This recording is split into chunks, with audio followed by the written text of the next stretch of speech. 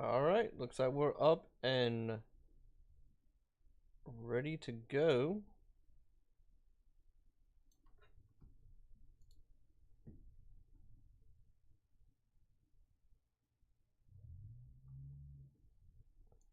Actually, I think my...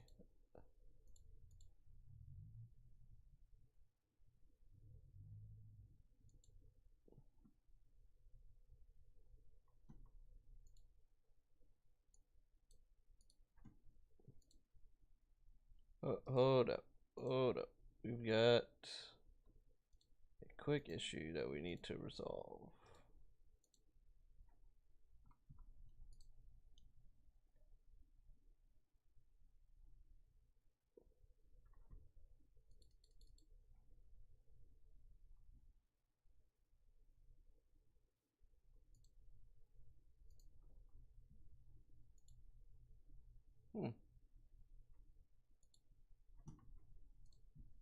Let me do something real quick.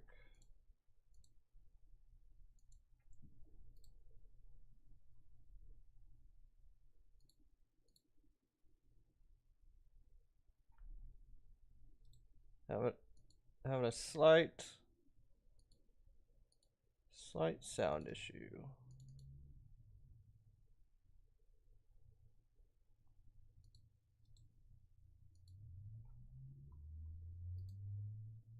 There it is.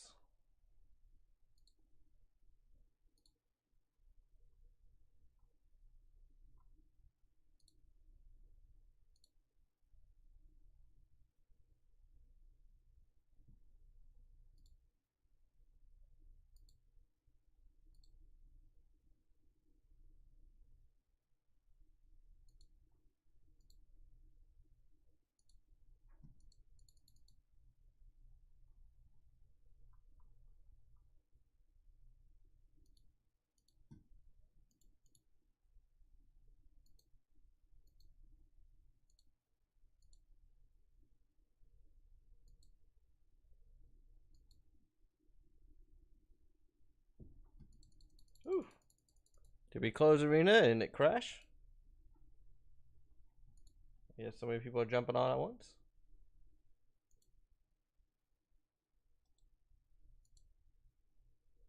Let's try to fire it back up again.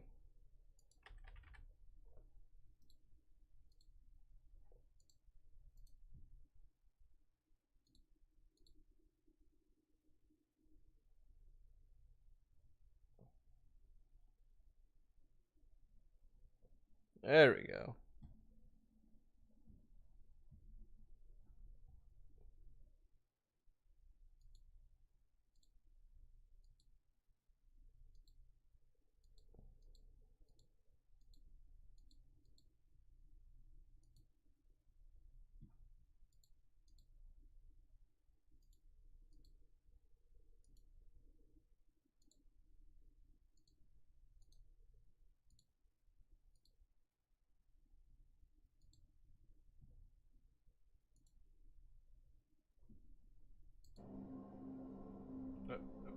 There we go.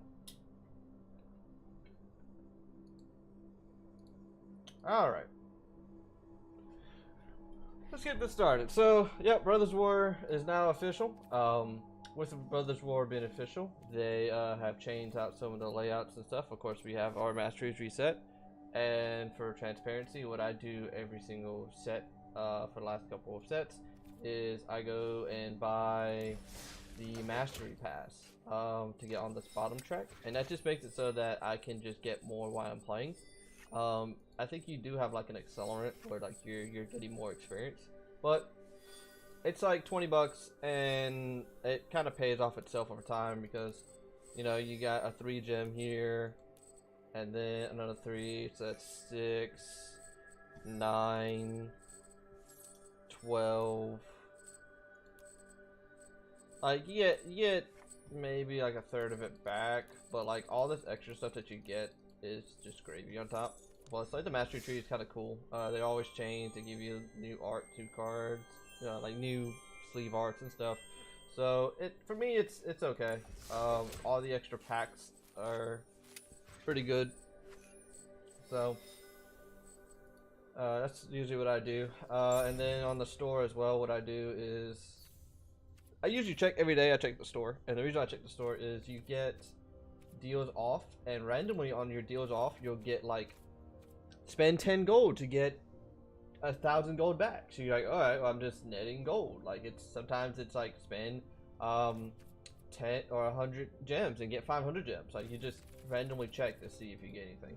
So what we've done is there was a pre-order thing where you could get 50 packs and Mishra stuff, or you can get Urza's stuff for tournament play. And we don't care about the tournament play at the moment, so we just got the Mishra stuff. So there's that. This is free. Secret Lair Warhammer Blood Bowl sleeves. So we're just gonna get this because it's free. Like, there's no reason for us to complain about it. It's free. Yeah. Oh, and we drink plenty of liquid death.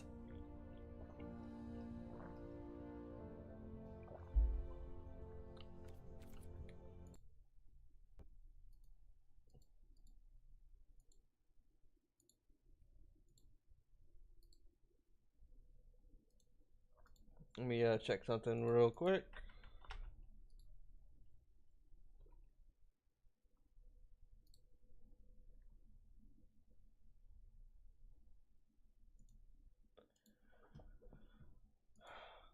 All right, so these are kind of cool. We're just gonna claim them. All right, so the first off, let's just start by golden pack. I don't know what a golden pack is. What is a golden pack? Is there a description on this golden pack thing? Golden packs. Okay. So golden packs give me a page. Let's see. What is a golden pack?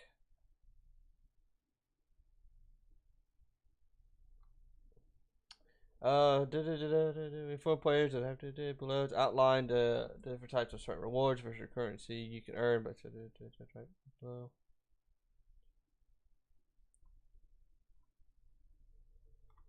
Win daily rewards, short duration, masteries.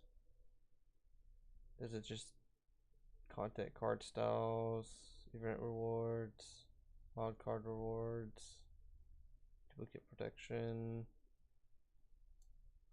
Alright, so there's arena booster packs, right? So let's start with the booster packs. All includes wild cards, have an associated rarity, 5 commons, 2 uncommons,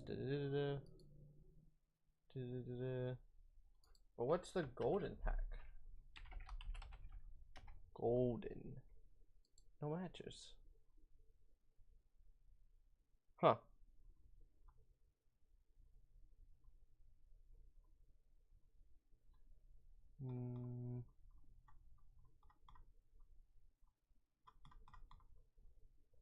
Arena promo packs, codes. Event rewards constructed. Vault progress. I wish they would fix the vault progress. It takes too long. Like it just takes too long.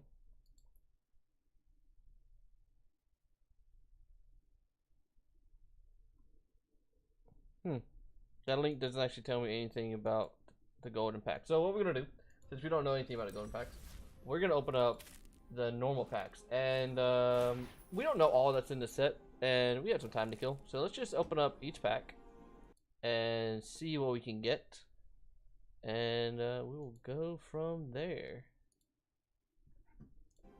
First pack. What do we get? A Sword of the Meek.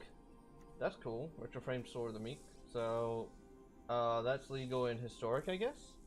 I don't think that's actually part of standard right now. One with the multiverse. Those are mythic. So what are we gonna try to do to get out in this set? I don't know. I guess we get lands and Teferi. Hey, what's up? What's up, Zero? It's good to see you, man. Loran seems pretty sweet. But I'm not sure what we're getting out of this set, really. We're just kind of wanting to see what the new cards do and see how they translate over to Explorer.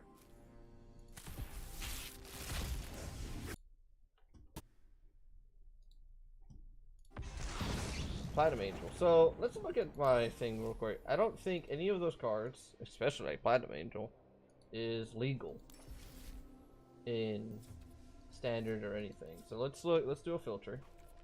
We got a collection, and we'll look at what is legal in. So that's Brothers War, right? So if it's legal in Brothers War, it's automatically legal in Explorer.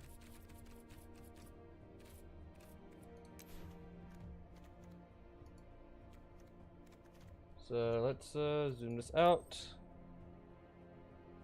Oh yeah. Well, we want the real ones of the Transformers. So my brother is a huge Transformer fan. So what we want to do, and apparently he's gonna probably watch it at some point, is we're actually just gonna buy a one of all of them and just give it to him, because he plays on Arena and there's no reason for him to sit there and buy collector boxes to get them. That'd be crazy as hell. So we're just gonna do something for like Christmas or his birthday and go, hey, look, here's all the Transformers, because he loves Transformers. That's him, that and Ninja Turtles. That's his things.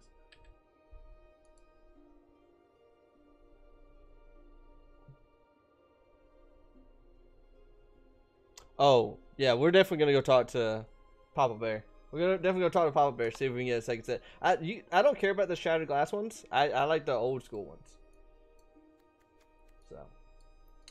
So, but yeah. So as a quick look, I don't see any of those retro cards as with the Brothers War set on it. So they don't look like they're gonna be legal in any format. It looks like they're just gonna be, you know, check out these cool things. At least the Shattered Art one. Yeah. So we're just gonna keep opening packs. I still don't know what this golden pack is. And then the rest of the day is we're going to see what we can make for Mono Blue Spirits. That's the deck that we're gonna try and make next. And just play some Explorer for the rest of the day. Now this card is sweet. This card I'm expecting to go into Explorer. There's already enough like mono black cards that have ward on them, but this has menace, lifelink, and ward, and the ward is pay through life. So I think that's pretty good as opposed to the 4-cost Trespasser that eats a card if you're playing against not playing against graveyard decks. But I think this is going to go into that deck regardless. Like, it's very good.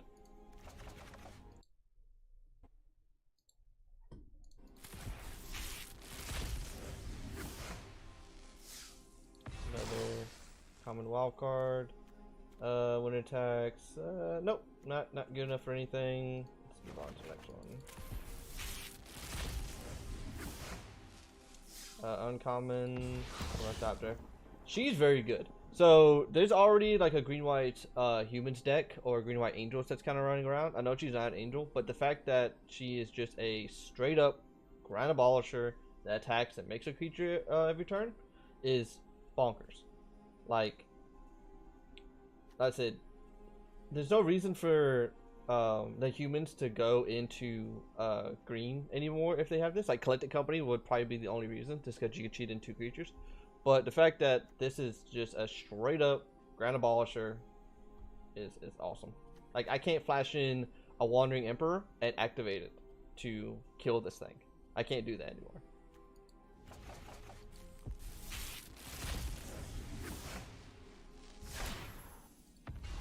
Underground River. We want to see those lands. We want to see as many of these lands as possible. I forgot that these lands were in there. So we definitely want all of the pain lands that we can get. Wire Amalgam. For attack, sack it. If I sack it, create a XX equals power. It gains haste in a turn. I mean, I like it. So at worst, it's a 2-cost 2/3. That in 2 more in about 3 more turns, you can turn it into a 6/9.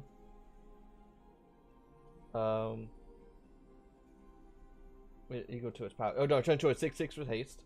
That doesn't sacrifice itself, so it just gets bigger. Or it turns into a 15/15 if you want to pay 10 mana. Mono green wants to do that. Like, why not?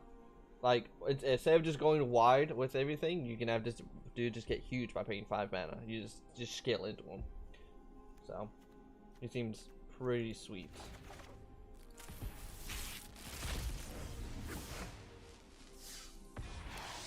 Liberator. It's another no vehicle. Okay. So let's see. Flying Flash. Flash. Okay, that's fine. You cast a spell if the amount of mana spent is greater than its power. I want to counter on it. I don't like it.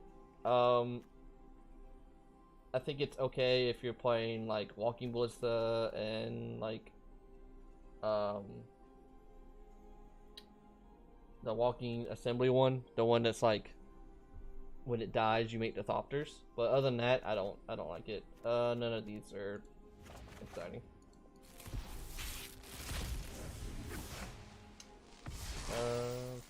Another rare, that's what we want.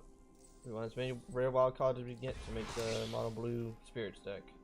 Can't block, it's dealt damage. Exile many cards from top of your library. Choose one of them to turn. Meh. Like, it's not better than the robber. Because this doesn't have an attack trigger, doesn't have a damage trigger. You have to actually like do something to it. So like it is enough just like straight up black and white removal that don't do damage to get rid of it. So not a real thing.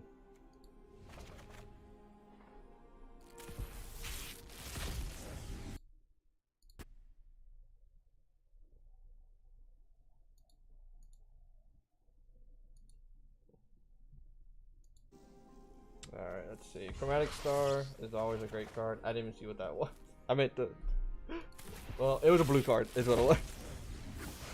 Alright, uncommon. So this card has some controversy to it. Apparently, from what I understood, is this unearth cost on the bottom. Some physical printed versions are actually black. So they don't know the actual color of this. So I'm gonna guess that the real version is this one because it's in digital form.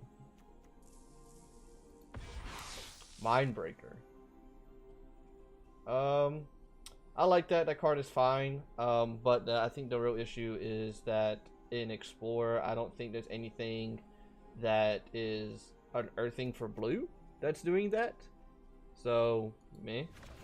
Like, there's no milling into blue for yourself. There's more of just mill your opponent for a crap ton. So,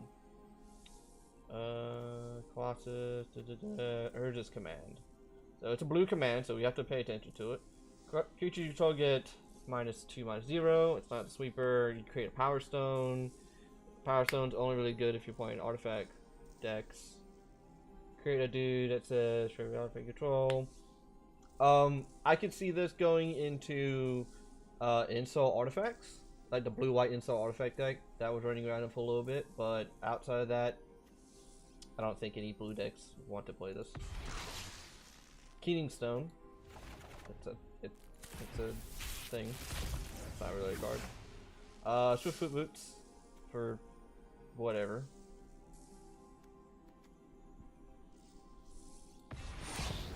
Yeah, Mythic Wild Card. You know, like, so I don't want to see any Mythic Wild Cards because there's no Mythics I'm missing for any decks, which is weird, right? Like, there's none. Like, I guess like Heliod for the mono white life gain deck if I wanted to play that. I don't know out of the new set what I would want except for maybe the Teferi, but Teferi doesn't protect. Like I don't think there's any mythics in this that I know of off the top of my head that will go into any of my Explorer decks.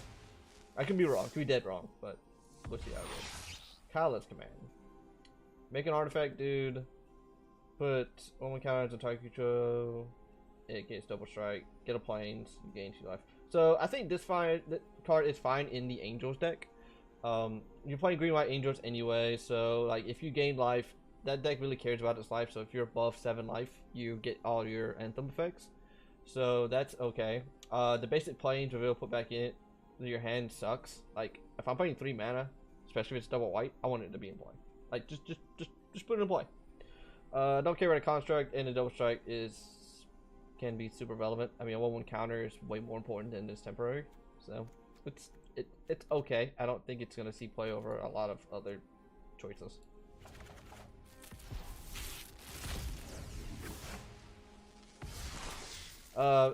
So I love Demolition Field, and the reason is, like, it's the same reason for Field of Ruin. These are almost super necessary right now, or like they're gonna be necessary forever. The Dungeons and Dragons set brought in so many good manlands that you've got to be able to answer them. There's no reason for you not to be playing those manlands, except for, like, if you're playing like Omnath, right? If you're playing 5-color, 4-color Omnath, then I can see it, because you want all your lands to be Triumphs or Buddy lands. That way you have all your colors, and you don't care about doing your manlands for that. But for every other deck, these are great. Like, Mono Blue plays 1 manland and 2 more utility lands. Like, we play Hall of the Storm Giants as our manland, and the Castle Arden makes a token every turn, and Castle of Antris scries 2.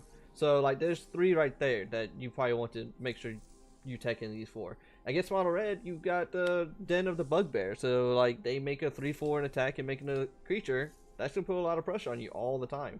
Green's got Lair of the Hydra, which gets bigger, so you have to be able to deal with it. And then the Hive of the Tyrant, so when it attacks, it just eats your graveyard. So, like, these are all lands that are going to be running around forever in like Explorer format, and as long as they're in Standard.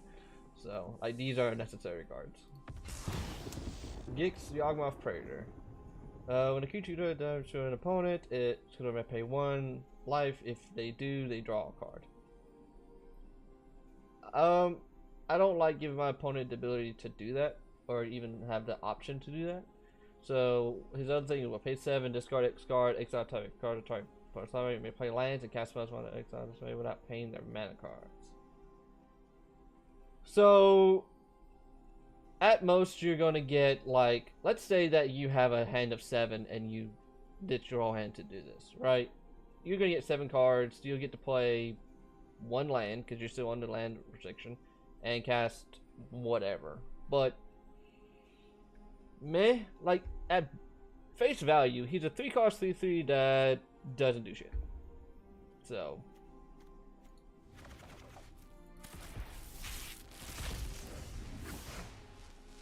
Sundering Titan. Yeah, another mythic wild card.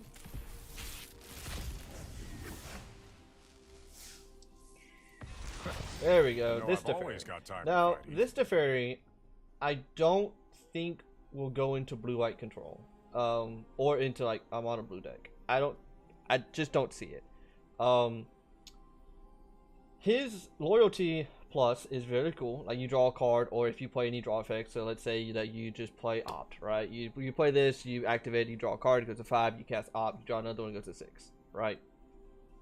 And that is fine. There's no issues for me on that one. It does have a -2 where it makes a creature that can block. It's got vigilance, right? And when you draw a card, it just gets bigger. So it has that protection. But is those 2 abilities better than the blue-white 5-cost Teferi? The blue-white 5-cost Teferi draws a card, untaps 2 lands. That's huge. Like, I can play it, untap, have Dovin's Veto, or play it, have another land, untap, have an Absorb. I can protect it with my counter spells. The -3 bounces problematic permanents. It bounces planeswalkers. It will bounce anything that can't be countered, so you just bounce it right back. It will bounce problematic tokens, or, like, let's say they're playing Kiki-Jiki's Saga. So if I can't kill the Kiki-Jiki, I can play the Teferi, I can bounce it back to their deck, and it gives me some time, and it gives about 6 turns, because it's going to put 3 from the top, then you have to draw it, play it, make a dude, discard, and have it come in, and wait another turn for the Kiki's activation. So it just buys you so much time. So, but if you can get his last ability to work, like, if you just go Teferi next turn, Teferi draw a card, next turn cast a wheel for 7, like if you cast Commit to Memory or anything like that, you're just going to get to activate him, and if you ult, you win. Like, That's it. Like, you bounce their one thing and says all your stuff's gone. So, but I don't think he's gonna fill any slots for blue eye control. Spirits. If you're casting a 5 mana spell with spirits, you're probably already dead, or you're so far ahead. Like, there's no reason for it. Another mythic wild card.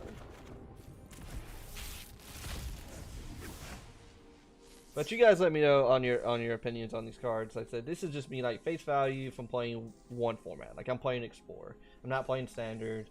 I'm not playing Historic or Alchemy. I'm just playing Explorer. Helmet of Hosts is a good commander card, but of course that has no relevance here.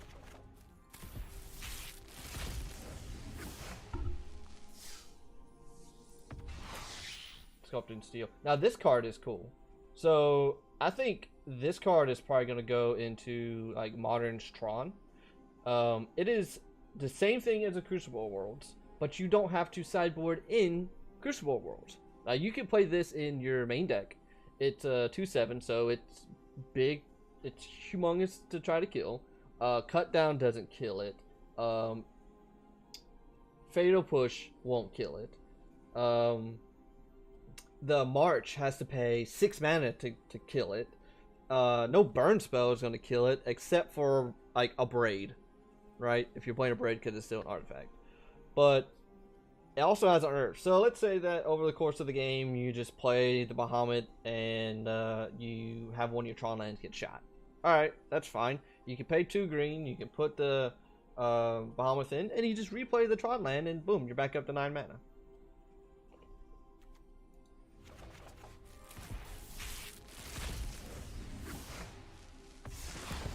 Another mythic. Let's see.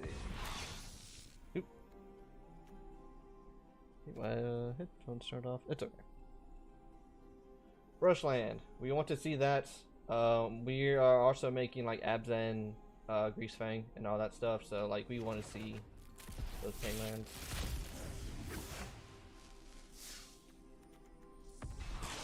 Another Underground River. Happy with that.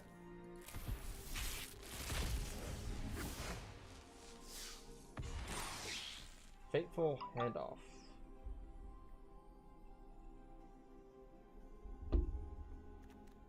One second.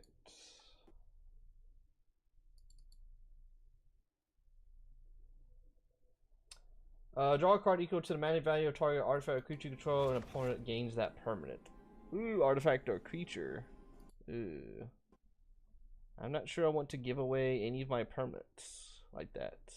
Unless I have like a sack ability attached to them, where you're just like, well, I know it's gonna die, so I'm gonna give it to you so I can draw cards and sack. Like, other than that, there's gonna be a combo somewhere for it. I just don't know where that's gonna be. Fall of Krog. Kinda expensive. Transmogrant's Crown. Oh, it's a well, this is a bad Skull Clamp. Like that's what it is. It's a bad Skull Clamp, but it can have its place.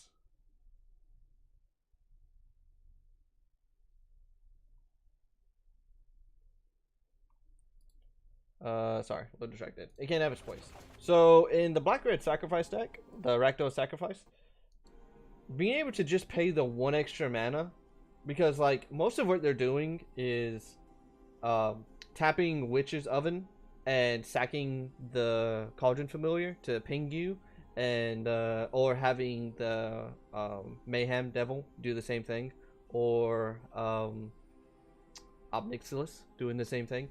What you can do is, for 1 mana, every time you do that for 1 black, or let's just say you tap 2 red and you don't have black, you can just attach that to the creature, and now you're just knitting cards. You just go, alright, so I'm just have this creature die, I get to draw a card, I still get to ping you, I'm gonna sack the food, put it back in, I play 1 black, put it back on, sack. So At that point, it's acting like a skull clamp where the clamp isn't what's killing you. You have to do something else, so it makes it a bit fair. So if skull clamp did get introduced, it will probably get banned as hell real fast. Because, like I said, that Cauldron Familiar is already a 1/1, right? Or you just hit Cauldron Familiar, one of the two. But you just pay 1 and you just sack kill, sack kill, sack kill, you know. But I think that's a really interesting draw engine for the deck for 1 bike mana. Soul Partition, I didn't even get to see it. I'll read it in a second. I saw what it was, I didn't get to read what cards. So, let's see. Journeyer's Kite. Still not a legal card. So, I guess that can actually make people a little mad. For me, it's fine. Those retrofitted artifacts, like I said, they're not going to be legal. At least, unless I'm reading it wrong. Could be reading it wrong. But, let's look at historic, right? Retro artifacts. Okay, so I'm wrong on that sense. Okay, so in historic, these will all be legal. That's cool. So I think the thing to see for this would be let's see if we get craft. Would be Ultra Dementia, Mishra's Bauble, Sword of the Meek, and Scrap Trawler, Eighth of Flux. Like, there's gonna be some fun historic artifact decks running around. But, of course, we don't play historic. We only play Explorer, really, so it's not too worried about it. Sigil of Valor, got another one, another rare card. Bird or beast in a copy except it's an artifact in addition to its other types. I like this card. I want to see this card actually see play somewhere. Like, I'm sure there's like some really cool beasts and birds that actually see play. I think he's actually interesting. I think he's a build around.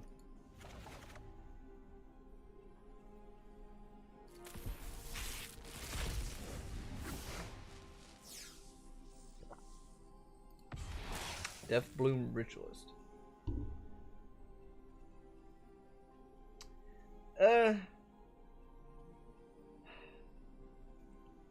She's okay. Her ability is awesome. Like, and she's in the colors for it because he definitely just play Grizzly Salvages and Mulches and just, you know, your self-dredging effects like that, self-dredge or your mill effects like that. But 5 mana is a billion mana. It's a billion mana for you to make maybe 5 mana offer on the next tap. So you can go for like, you know, 5 to 10 or 6 to 11. But like, nah. Again, I could be wrong. This is all just speculation. Faithful Handoff. Again, I don't see this card doing anything except for if it's in some weird combo thing.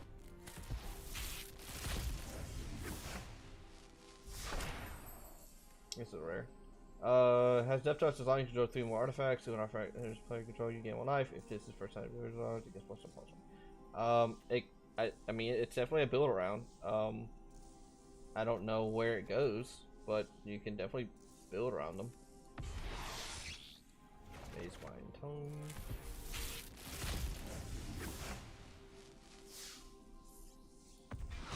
Gwena, Eyes of Gaia. Add 2 mana of any combination of spells. Spend this mana in order to cast creature spells out abilities of a creature or creature card. When you cast a creature of 5 power or greater on tap, play it. Now, I think this card is pretty good. The reason being is it is an elf. So you're just playing more elves. That's what you do. So let's say that you have, from the last set, there was the lords. So you have the 2 mana lords that say when you cast an elf spell, you may pay green and draw a card. So you just play this as another elf, right? Cool. I'm gonna play it.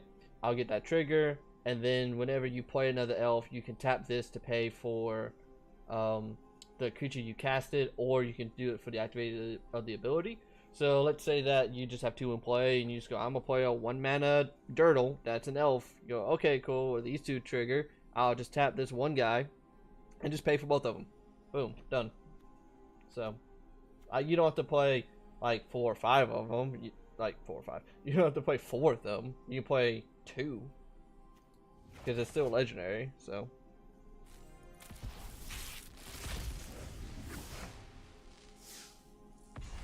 Yep, okay. Burn lit.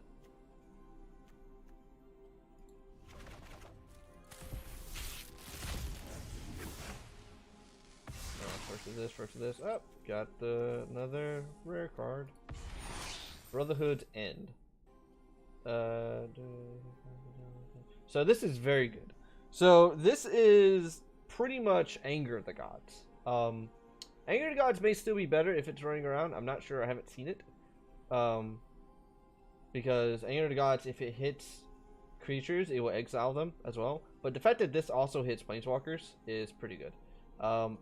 And like, if artifacts go up in play, this is just gonna hose all those artifacts. But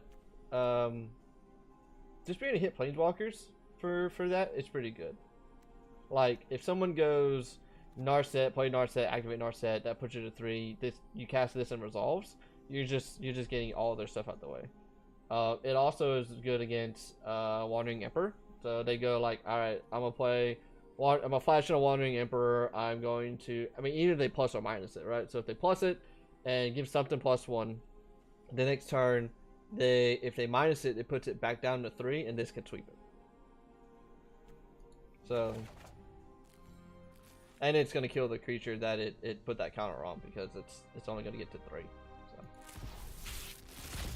well, the token, like the little 2/2 token. So this card is going to go straight into Explorer. There, like, a lot of red decks are playing the goblin that says pay 1. It's a 1-drop, 1/1 haste, it says tap it, deal 1 damage. They're gonna just take all those out and put 4 of these in there. Like, there's no reason to not play this. You just cast it and play Light Up the Stage, and it just get bigger and hit them. Or you play this, you play Wizard's Lightning or Lightning Strike or whatever 1 mana red dumb thing that you want to play. Or you can go this into the 1 mana Saga that does 1 point of damage, and you'll get 3 damage off of it.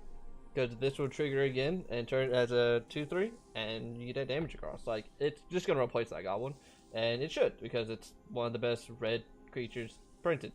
Like this, and like this and Ragavan. Like, well, we all know about Ragavan, so yay! 3rd Underground River. Happy with that. Welcome back, Zero. Welcome back. Second one of these officers. I don't really care about this officer. Yeah, it's a blue soldier. Like,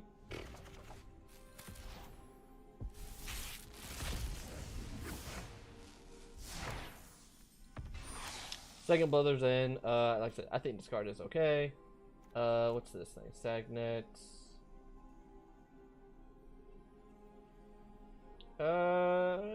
It's not better than Leyline's Binding, which is actually gonna go into my Explorer deck. We gotta make some changes because we need to be able to deal with problematic Planeswalkers, other than Fateful Ashes. Oh, sweet! Another one of these. We'll take that. We're up to 7.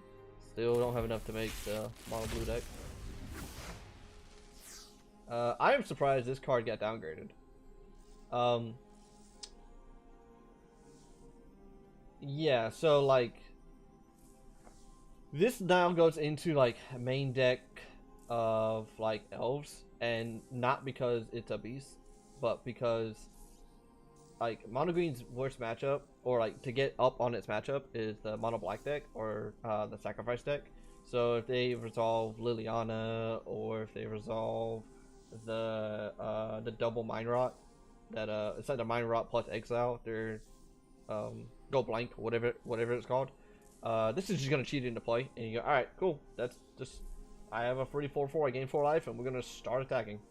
So, like, it's a big old, big sad if they go, I'm a +1 this little die. We both discard. Cool, I get a 4/4. I gain 4 life. Come deal with this thing. You've already activated Lily, so I don't even know what that card was. Simulacrum of something.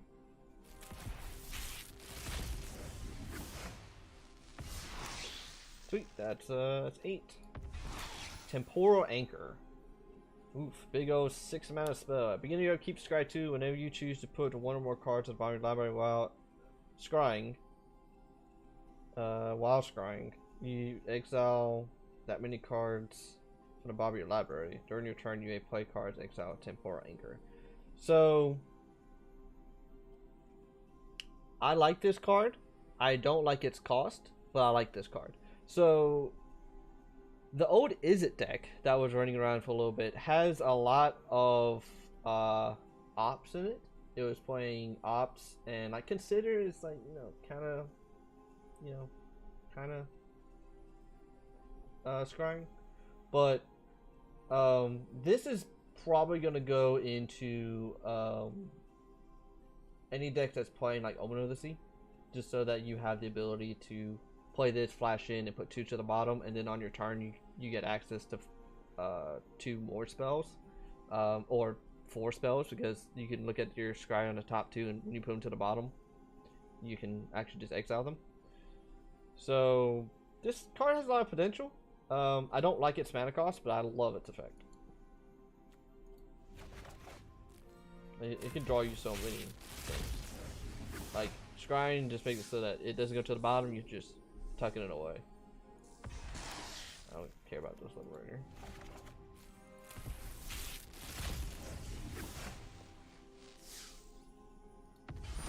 I already talked about this command. So I think we're starting to hit a lot of repetition, which is wild because we only have 278 cards out of 1,000. So Queen Kala bin Krog. All right.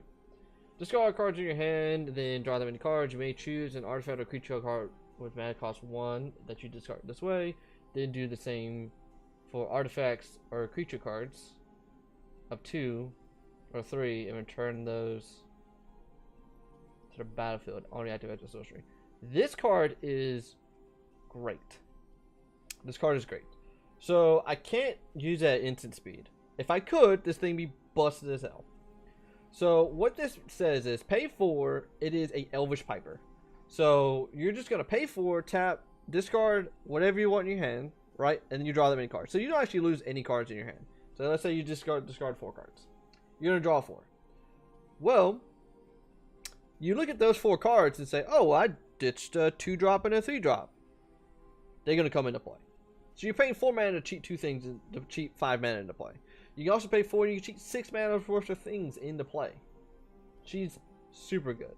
She is going to be a threat no matter what. Now, what deck does she go into? I'm not sure.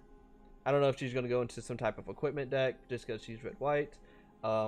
She definitely doesn't go into any type of spells type deck because you just don't want to be ditching your spells and not returning anything. So, I'm just not sure as to what deck she's going to go into. But she's super good.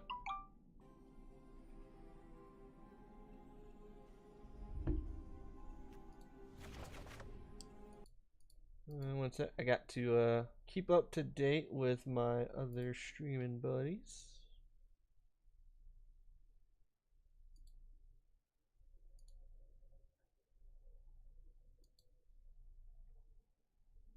Because we got to support the bros.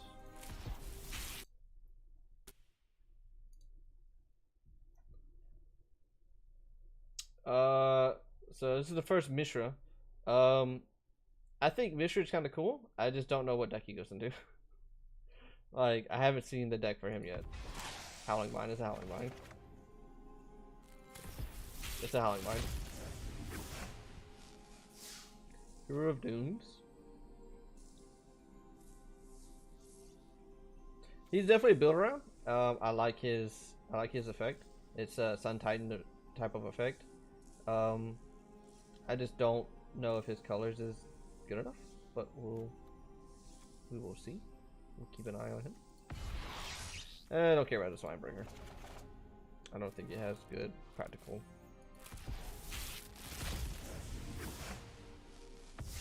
Unwinding Clock. That's crazy.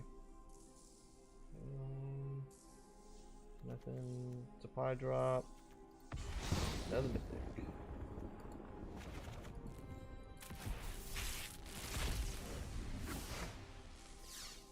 Disfigure is awesome. I love that that's back in rotation. Right now, I don't know if this card is good enough in Explore, because neg 2 I don't think kills enough. I think everyone has a lot of stuff that's at that 2-3 range. But I still like Disfigure as an overall good card. Toscana is welcome. Whenever one or more creatures with mana 3 or less enters the battlefield, draw a card. Choose one per turn. So this is good. So this is Mentor the Meek, but it works on you don't have to pay for it, right? So you just get the clean activation. For the contents of, like, let's say blue-white control, like when I tap if I have this in play and I tap my 4 mana and make a 1/1, it's gonna trigger this. It's gonna say, hey, look, you had a creature of less than 3, because tokens are 0. Come in and draw me a card. So I'm gonna pay 4, make it do draw a card. That seems really good. It's also not stuck on a creature, so it's not on a stick, so it's very hard to get rid of. So I think this is actually a good card. The other card that will pair with it is the Wedding Invitation. So I think that one is like, if you don't attack or you have a certain amount of things, you either make a creature or you draw a card and it flips into an anthem. So this is just another way for you to keep drawing cards every turn. So it's all good value, especially in white.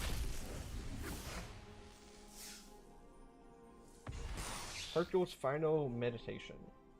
7 mana, big thing. As long as it's not your turn, this costs 3 more to cast. So it's 10 mana instant. Oh, okay. So it is Hercule's Recall. But for everything except for not just artifacts. So we're hitting everything and ending the turn.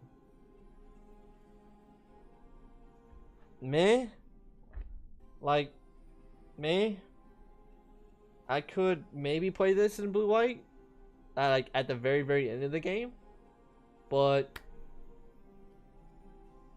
there's like meh, like I don't like, I don't want to I don't have a Narset in play and cast this because like I'm gonna lose the Narset back. Like I could recast the Narset and then, because I have all of this mana, cast Memory, right, and hose my opponent, but I don't get to do anything after that point because it also ends the turn. Like meh. Like it costs $1 billion, so bleh. It's Now I think about like the Lotus decks, like the Lotus Ultimatum decks. Sure, yeah, absolutely, yeah. Because you just go like, I cast an Ultimatum. You have a board. I usually don't have a board if I'm playing the Ultimatum decks. And I put Hercule's Recall, like Liliana, and Mastermind, whatever, as the other card. And just go, do you want everything returned and the turn to end? Do you want this Liliana so I can try to go infinite? Or do you want this other thing? So, like, it's fine. Like, it's a fine thing. Or the thing that takes another turn. So you want all your stuff bounced to end the turn. Do you want me to take another turn and make creatures, or do you want me to have this Liliana? So, alright, last pack of my Brother's War. And let's see what it is. Urza. Of course we get Urza as the last card. Alright. So, this Urza. I personally do not care about this Urza. And the reason being is, it's 1 billion mana. 1 billion. It's 15 mana for him to flip. Like, that's an eternity. Like, it comes into play. I play 3 mana. It makes my stuff cost 1 less. That's cool. I'm okay with that. Like, it makes my sensors cost 1 blue, right? It makes my commit to memories cost 1 less. It makes my temporary lockdowns and all that stuff cost 1 less, and that's cool. Like a 3 cost like 2/4 blocker, I guess it's okay. Like that, those stats are fine. But I have to play the Meek and the Weak Stone, which we didn't even pull one.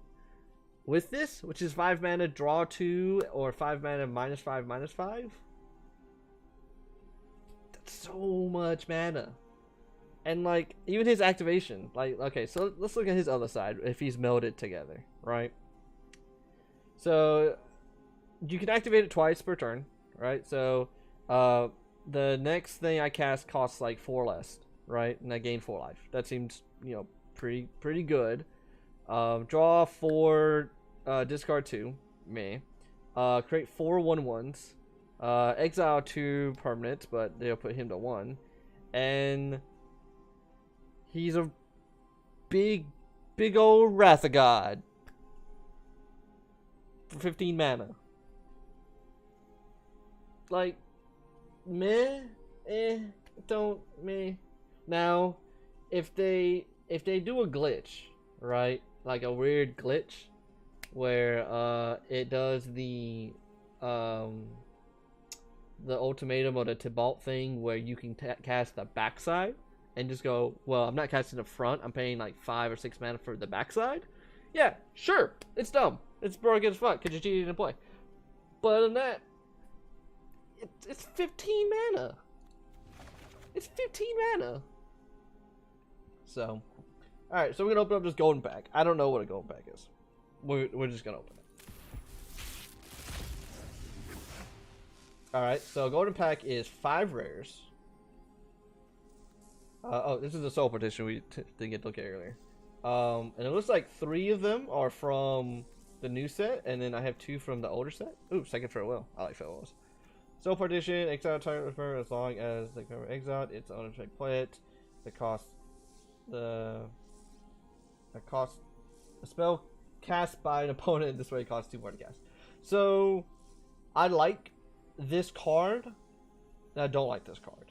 So Fateful Absence is the same cost, right? It doesn't hit an online permanence.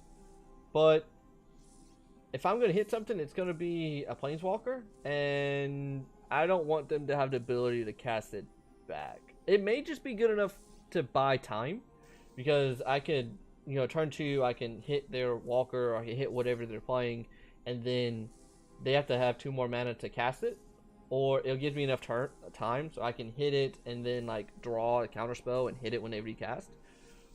But I'd probably rather just play Leyline Binding. But I'm not sure. I'm not 100% sure. Hitting anything is still pretty good. Okay, so it's 3 and a mythic. This 8 thing is nuts. This thing's nuts. This thing's nuts. It gives you so much gas.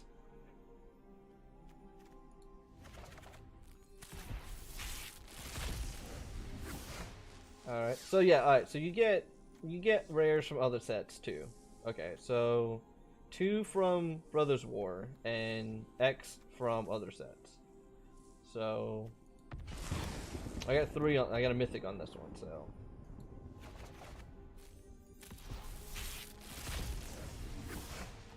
okay, got a Mishra, got another one. So this Mishra is bonkers as hell. Bonkers. Like, and this card's bonkers. This card right here may get Omnath banned in Explorer. Like, this thing is bonkers. So, like, you just play Omnath the turn before. Or the turn of, right? You play Omnath, you can play a land, and you'll gain the 5 mana. And you play 1 more green and cast this, and you get 3 more triggers. Like, you get 3 more creatures, you get the other 2 triggers, board wipe, draw a card. Like, this thing is busted. Like, even if you play Lotus Cobra, like, you lose 2 mana from the Lotus Cobra, but the creatures come in and they give you all that mana back off the Lotus Cobra. Like, this thing is good. This thing's bonkers. Third one of this. First of this, and yeah. So Mishra. So the artifact cards in the graveyard gain Unearth. I don't know how relevant that is at the moment because there's not a lot of artifact stuff that's going around. But Ward sack a permanent. Ward sack a permanent for all your shit. Ward sack a permanent. Yeah. Yeah. Oh, cool. Dragon. We'll take that. Okay, Arcane Proxy. This is a card. Give me a Mythic too. These gold packs are actually very good. I have to look up on how to get these. These are like good value. Like another Soul Partition, so it makes 3. We actually may end up playing this card. So Arcane Proxy. Let's see. 7 mana or a 3 mana. If you exile target. Okay, so it's Snapcaster Mage without flash. So it's Snapcaster Mage. I don't know what 7 mana thing I'm gonna be casting that's in blue like that, except for of course maybe Ultimatum. I have to look at the mana cost again. I don't know if that's a 7 mana spell or 8 mana spell, but it's a lot. But card's good. I mean, Snapcaster's a Snapcaster. It just doesn't have flash. I mean, I don't have to pay for the card I'm exiling's cost, but it's good. I mean, this may just go into I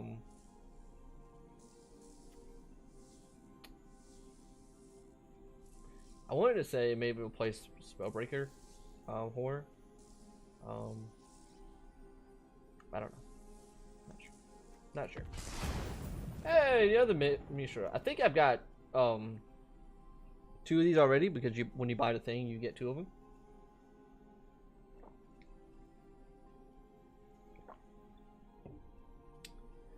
So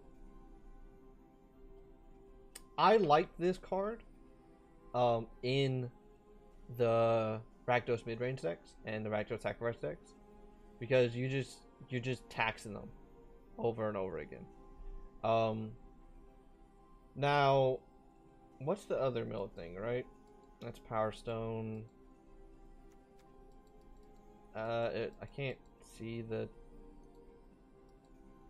Okay, it won't let me see the card it melds into. Melds with. So it has the Dragon Engine thing. The only downside is, of course, is the condition to make it meld is it has to be attacking, right? But we'll look at the other side because this may be super playable. It just may be playable. Like his other side is what enters battlefield attacks, choose 3. Discard 2 cards. It's okay, it's a Mind Rot. Bolt something. We always like to bolt stuff. Kill a walker. Just straight dead. Gain Menace and Trample, which means itself has Menace and Trample. Because like when it attacks, it's gonna get that. It doesn't have haste, which is oh no, it says tapped and attacking. Yeah, so yeah, this is dumb. So because how the attacks trigger is going to happen, it's not going to get the attacking trigger when it flips. It will still get the into the battlefield trigger because they'll come back in, be tapped and attacking. So it's default gonna be a 9/9 with Menace and Trample. That's huge. That's a big dude. That's a big old dude. And then you get to do 3 more damage, so that's what 12 off of this attack. Creatures you don't control -1/-1, so you know it makes them smaller, so you can just trample right over them. The create 2 Power Stones. I mean, if there's gonna be a black-red artifact deck, sure, makes more mana. But the fact that this thing flips, does 3 damage, can kill a walker, and give trample and haste on the ETB. Not even like when it attacks. When it flips, it takes out whatever the hell it wants to take out, It's nuts. It's a nutty card. It may be like one of the best meld things. Like this, and I think Tatiana is good. I don't like the Urza one, but like looking over this a bit more, this card's got potential.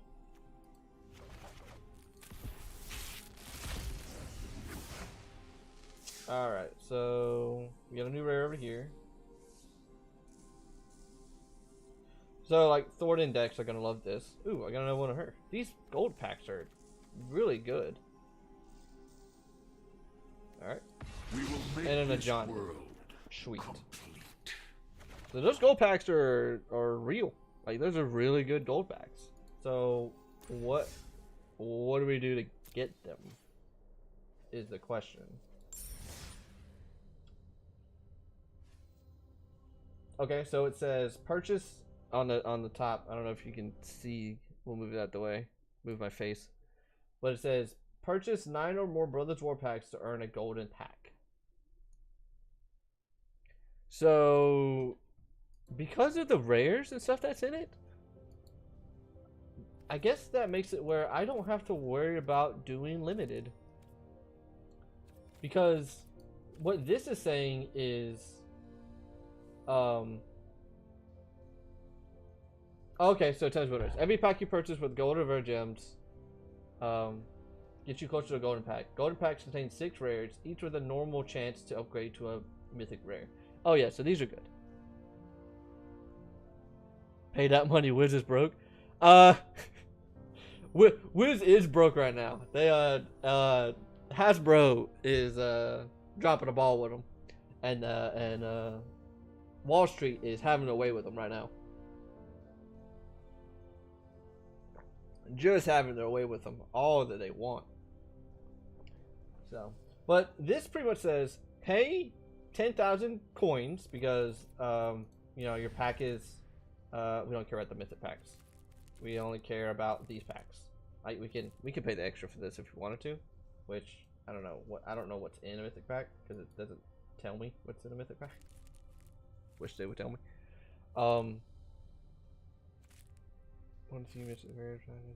So you spend 10,000 coins and you get a golden pack. That's not bad. That's super doable. So usually what I do is, so you have your dailies down here. You get, if you're able to switch these over to a 751, you switch to a 751 and then you do your normal dailies, you can get a pack a day. That's really good. Like you can get a pack a day. Plus, like if you do the jump-in thing and you don't switch your deck for that 1,000 and you just keep playing the same deck and it happens to kind of work out, you can do that. Even right now. So like we have this midweek Magic Phantom Field, which we're gonna do because it's free. Like it's free. I don't get to keep anything, but it's free and we get this stuff. Plus that pays to our daily that we do and our weekly and to this. Like there's no reason to not do them. Like you lose time, right? Just instead of just doing your daily for Explore or Constructed, you just do this free thing they give you. Like, so you just have fun with it. So that's what we're gonna do. I mean, we're just gonna go ahead and jump into this Phantom Sealed and we're gonna play it and see what we get. If you people that know me, I can't play draft. I'm not good at drafting. Sealed I'm okay, but drafting is not what we do. So the things that we want to shoot for are green and red spells, just because we want to get this done with. But we're definitely gonna get to attack with 30 creatures and cast 20 spells today. And we have a red deck as our jump in. So these are gonna be easy, but we need to save our rares because of course they need to change this. Honestly, if they have the gold packs where you can buy those, this needs to be more value. Just fix this. Like one mythic rare, do like just double this or triple this, and I'll be happy. So, alright. Yeah, Stump. I'm not good at drafting. I mean, I know you drafted with me, but I'm not good at drafting. Like, so. Well, we're gonna try this random sealed and see what we get. I don't even mind if you guys help me pick cards. Like, well, not pick cards, but we'll see what we get. So, boom. Free sealed events. All right, so this is the type of sealed I'm used to seeing, right? Like, this is the type of like. So we get 2 lands, right? And they're like, yeah, we get 2 lands. Like, we don't even get the other half of the girl, so we can't meld her, right?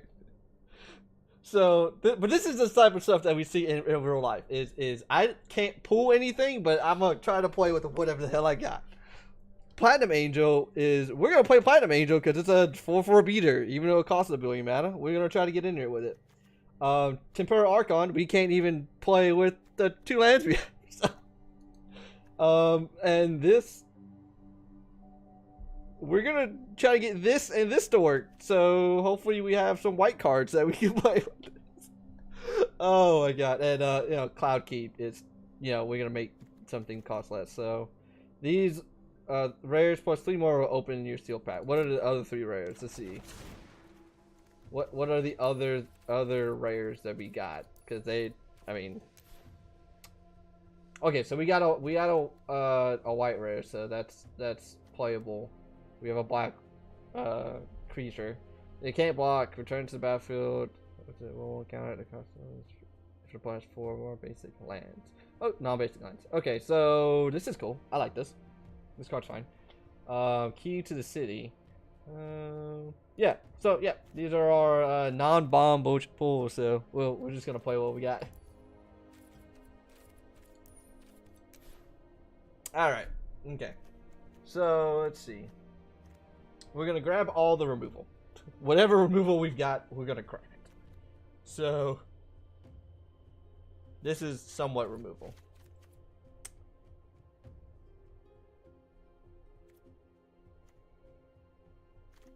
Let's see. This is actually okay.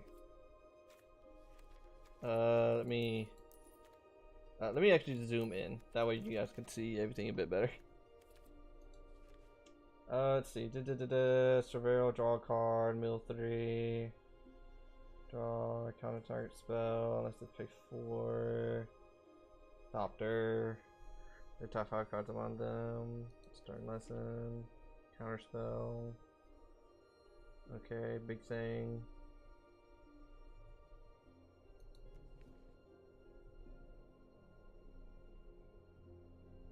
Okay. We're gonna. Oh, we get multiple of these. Okay, we got 3 overwhelming remorses. Okay, that's interesting. That does damage. This is removal in this format because there's a lot of artifacts, so that's gonna kill. That's gonna kill a big old creature. Land.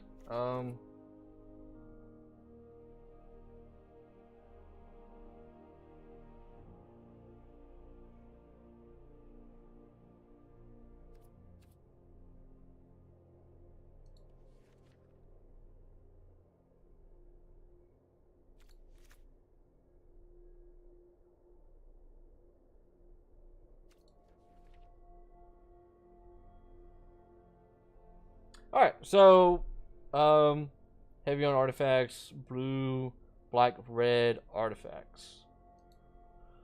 I don't know if we're gonna go blue. I don't know if we're gonna go Grixis artifacts.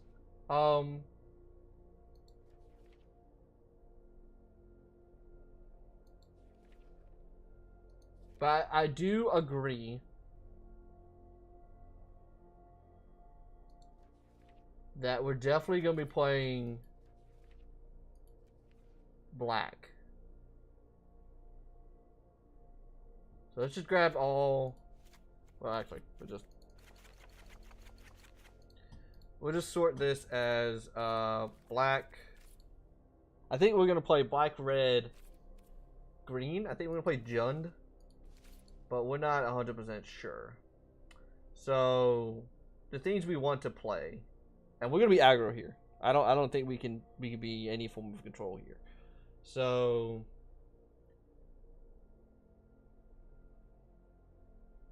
we're gonna play this. This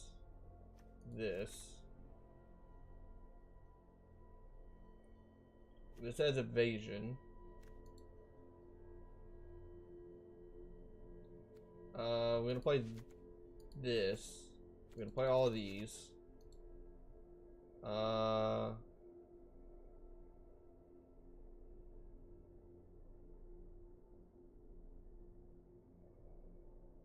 gonna play this. This is too expensive.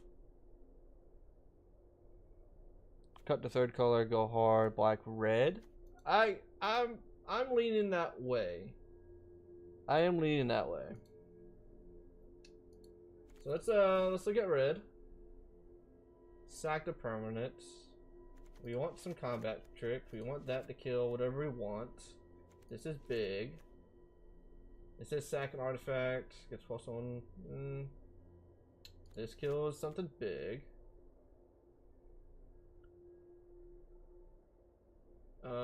This is just a mana dump. We don't want to. Well, it's got mana, so maybe 1.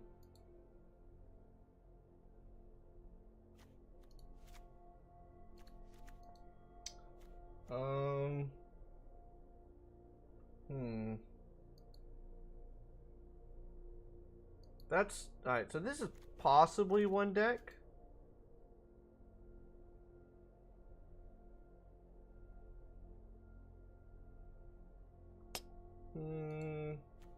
I don't know how I feel about it. Let's look at another combination. Let's look at some cards that I want to play, right? See, I feel like that's really good, right? Because we're gonna have planes. Alright, this does the same thing as that red card, right? Any big green bombs. Okay, so let's see. We can't ideally play this. If we had Tatiana, oh yeah, we could play it. We'll definitely play it, but we can't play it in this instance. Giant growth is just a trick. This makes a power stone. Reach death touchy. And wasteful harvest. Like put one counter to you control, and then this girl.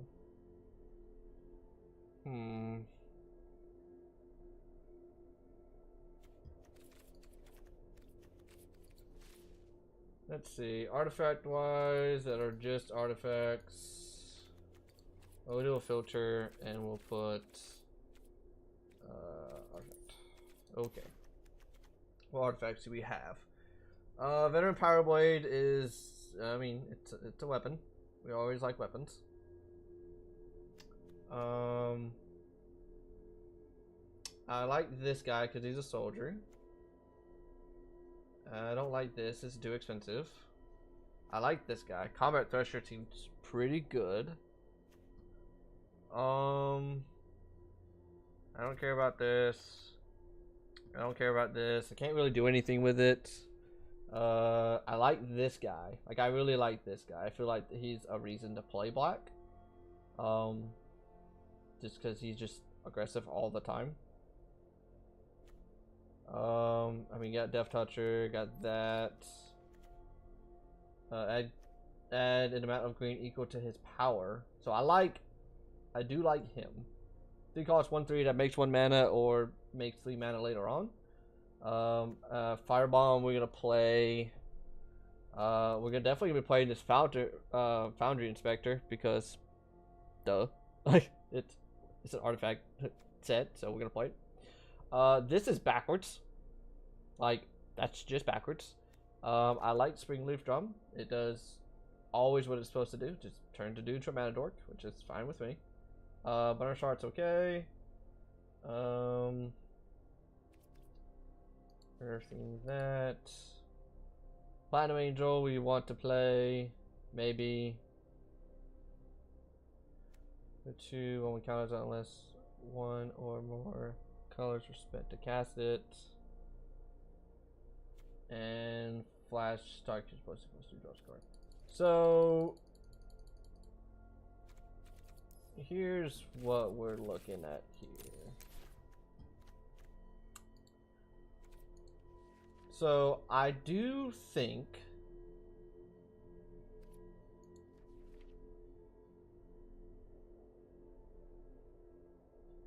that anything that makes a Power Stone is probably worth playing. Just because we want to be able to cast our big boys. Right? Like, we'll play like the normal version, or we'll have it later on for the from the prototype version to the normal version. Yeah, I feel like a lot of this is just gonna be who's got the biggest dumb, you know, artifact.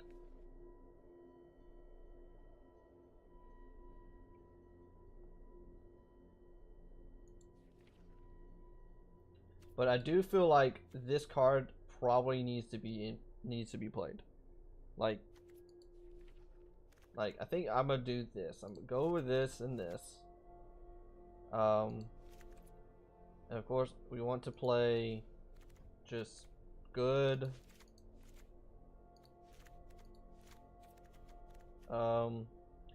So I want to play this because it destroys it can't be countered. Like that's the main reason I want to play this. But I'm thinking that my white is stronger than my red.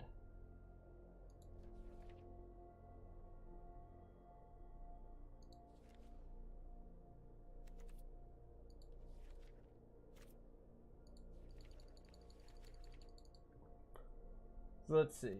That's the number of planes I control. I think that card is fine. Jet Creature gets first strike, so I think that's okay.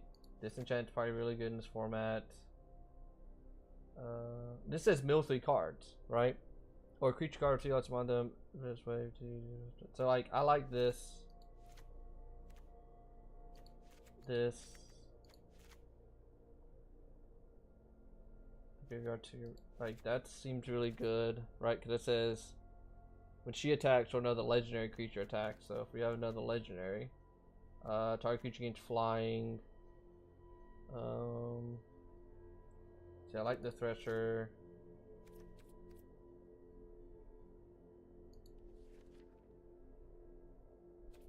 Because like I don't think my blue is strong enough. Like,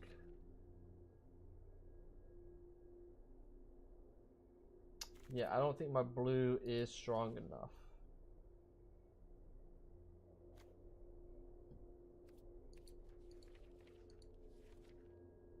So like green would be like this and this.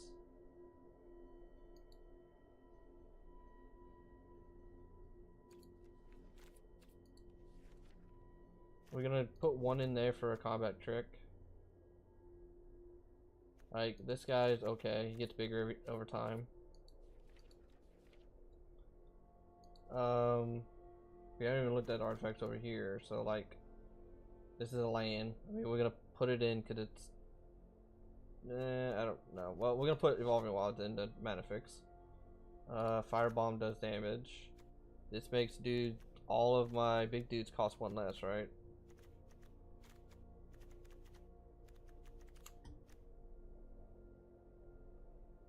And he's a 3/2, so like, Furnace Heart, Platinum Angel, just gonna play as a finisher, right? Control, Power Burger. So that's what, 40 cards. That's what, 19 land. That's 21 and 19. That seems too many. Because we wanted at least 17, right? Unless my math is crap. No, that's 17. My math is crap. So that's 17. So we're at 23 and 17. So this I'm not seeing as a 7 mana spell. I'm seeing it as a 3 mana 1/1 with double strike. This I'm not seeing as a 6 mana 5/4. I'm seeing it as a 2 drop 1/1 Death Toucher.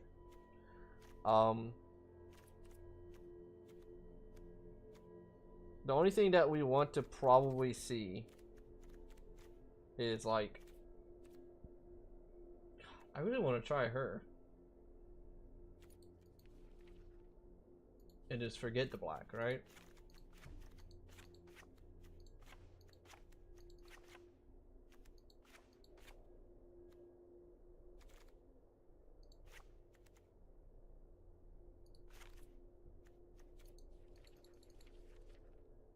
Because it could just be we're on like green white.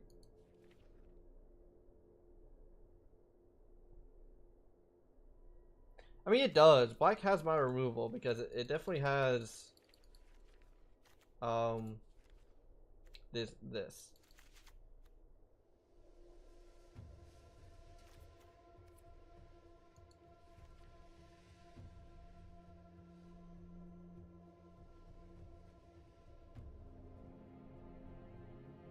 You know what? Let's just do black red. Just be done with it.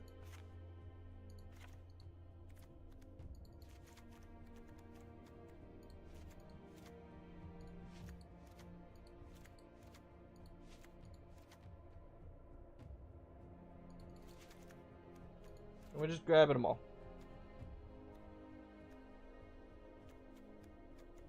Like my white, like my green is not strong enough for me to sit there and worry about it. My green is this, right? Make a Power Stone and Wasteful Harvest. Like it, nothing else.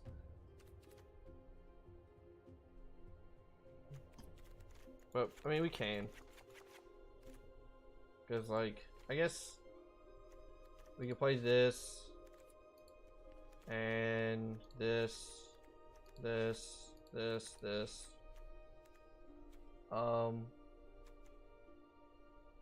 Play one of these. Play a dude that makes a Power Stone.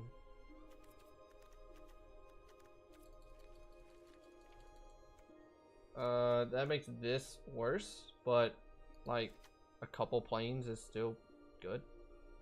I like how it hasn't been put in force yet. Don't forget Plat Angel. Okay.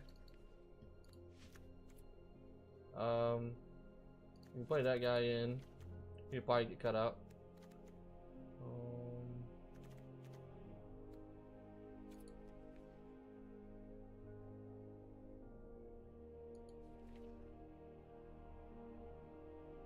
I still think this guy is okay.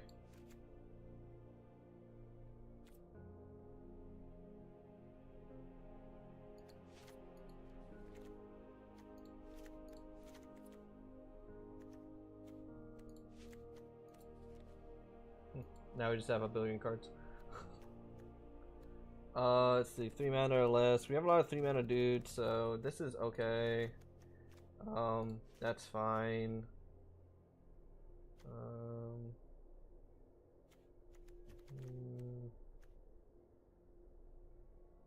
That's, the captain's pretty good.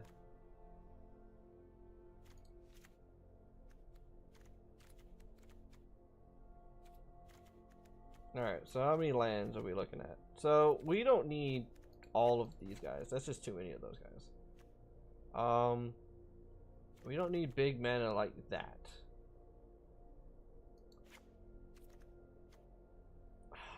I have to cut Platinum Angel.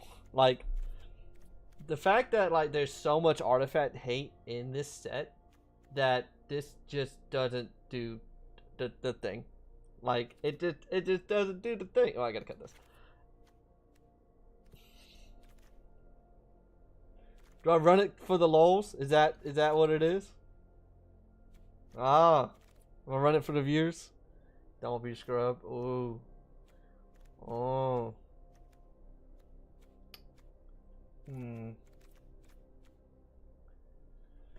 Let's see. For the lulz. Alright. But you gotta invite more people to the stream after this. We gotta get that viewership up, man. This is what we doing now.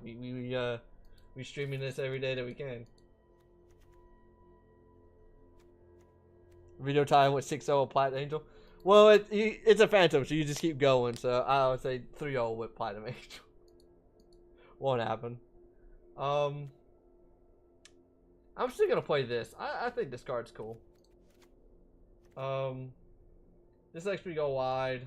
I'm playing the Disenchant because of the set. Like, other than that, I really wouldn't play it. So what do we cut here? I like this because we're playing stuff like this and the well, we may just cut this guy.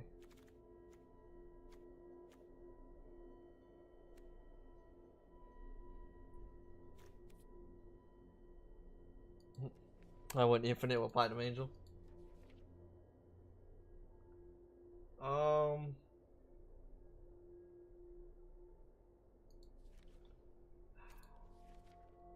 I actually kind of like this guy because he's funny. You can turn Power Stones into 4/4s. So he's kind of funny in that sense. Play 3 mana to have a 4/4. So like, that's kind of cute.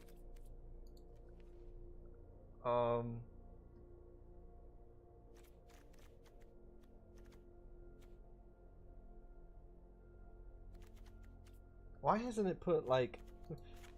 It really hasn't put any green sources. Like, what's going on?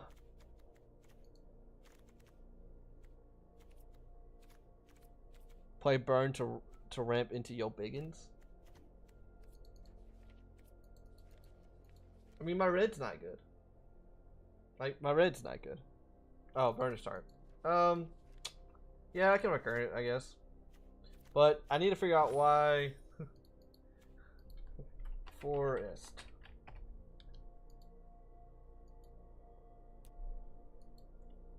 What? Okay.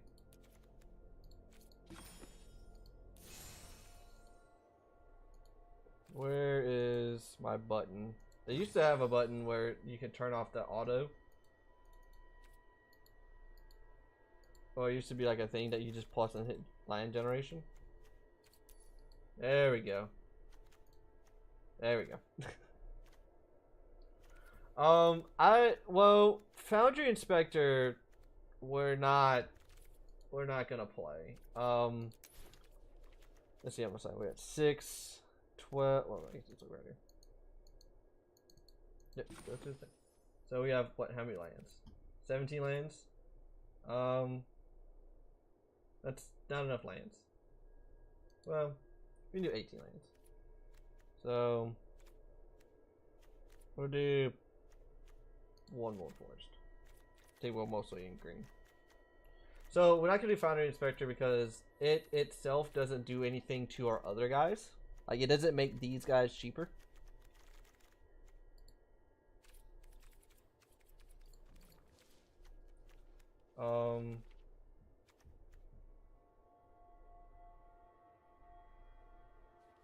We still have to cut 4 cards from here, right? Now the one thing I don't like, and we may have to just kind of tech in for it, is I don't have a lot of evasion. Like, I'm really like on the ground, so like I could play this, but I guess we have to maybe play Platinum Angel because it's only one of the only creatures with evasion. So, like, this is still pretty good though. Like, first strike +1/+0. Well, it's at the end of turn. Bleh, bleh. I feel like I still want this veteran power ring because my dudes are like naturally small, and it says equipped to soldier, and I have like a good. Well, actually, I don't have that many soldiers, but just being able to stick it on something and just have it bigger, you know, +2 matters for 2 mana. So, all right, so let's look at the deck here. All right, so we need to play all of these, right?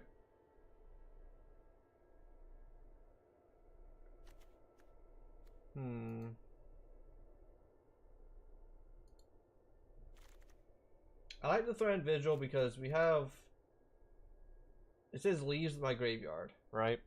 So this will trigger that.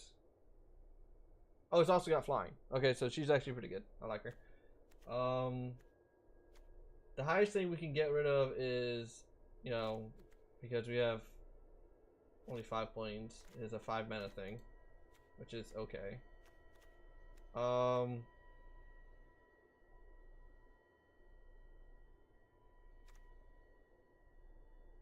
6/6 trample. We'll cut that one. Lauren, we have to make sure that she can attack and kind of keep getting in there so we can recur some more stuff.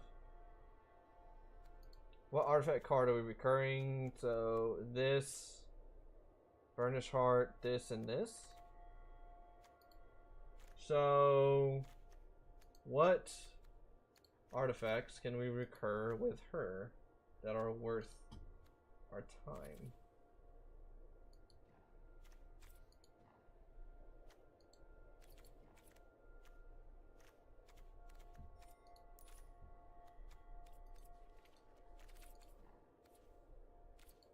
Okay.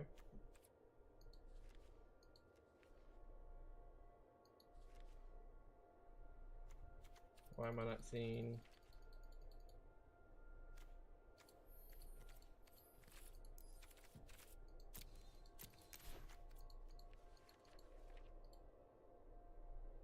That's weird.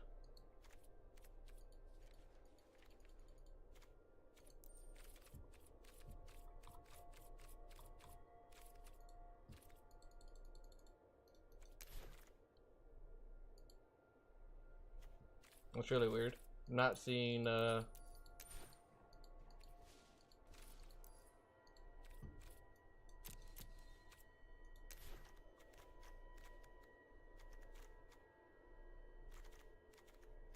wait, what happened? What happened here? Okay. We don't want this. I think it put all my artifacts into here.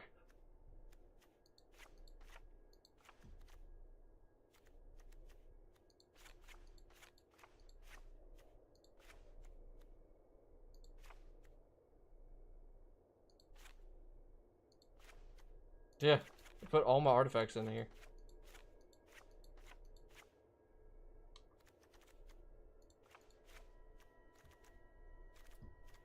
Weird. Okay. So, what are we recurring with this girl? That matters, right?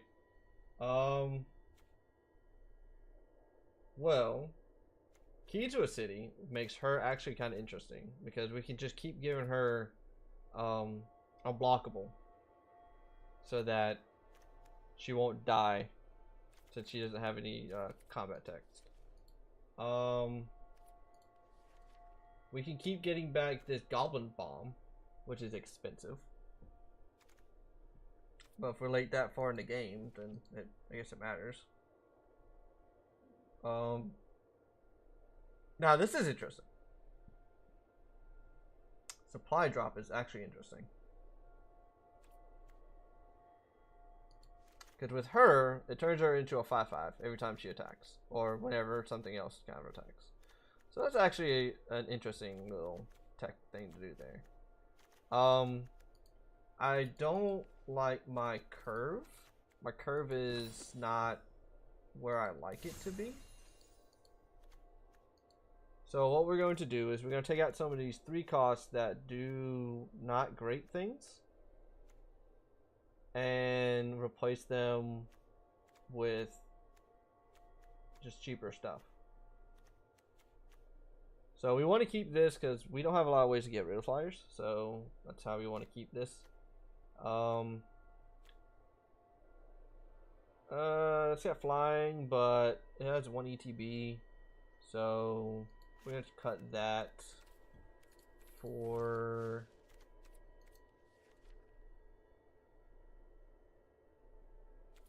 this Phoenix Guard, just because it's 2 cost.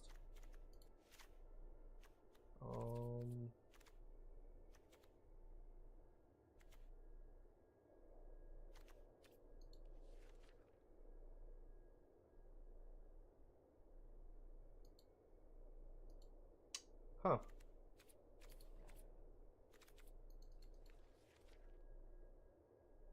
This is a 2 cost, but like, meh.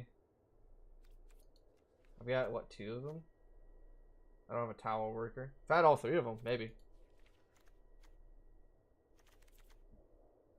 And I guess we'll play that.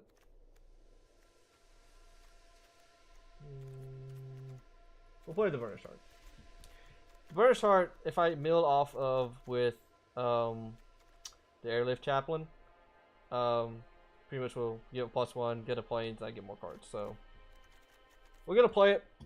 Hit the restroom real quick, and we'll play it and just see how it goes. I mean, we're just also playing for free, so.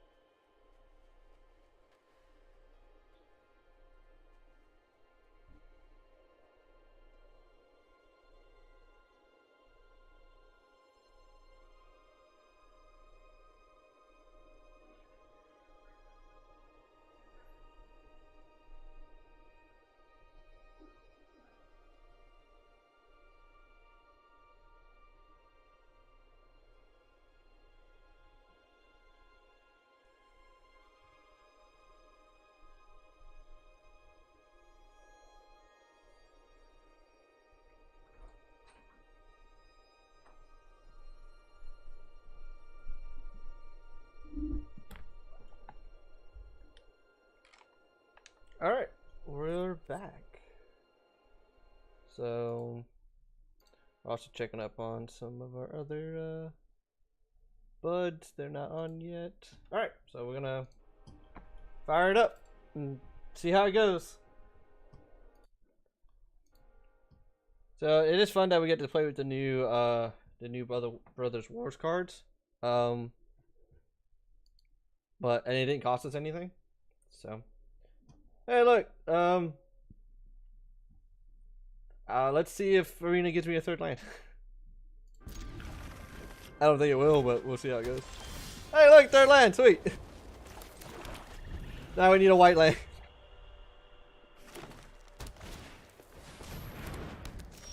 Sidro of Valor.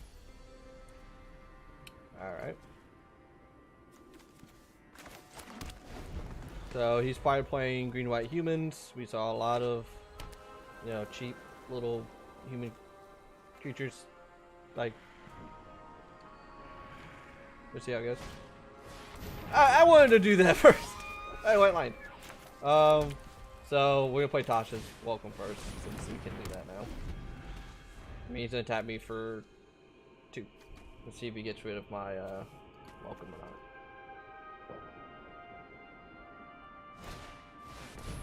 Lauren. I like Lauren. Oh, yep. Yep. Get wrecked. Just get wrecked. Yep, I take that. And we'll just cast our own Burnished Heart. So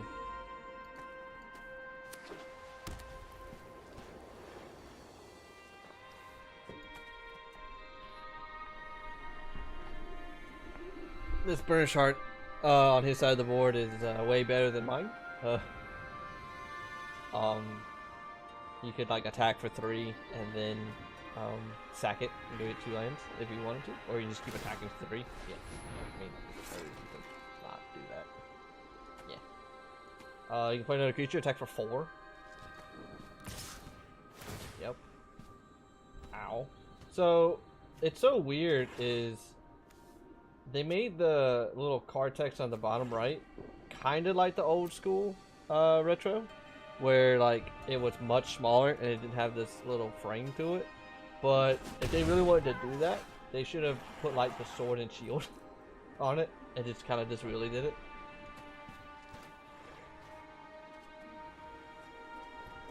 But we're gonna keep taking this beat down.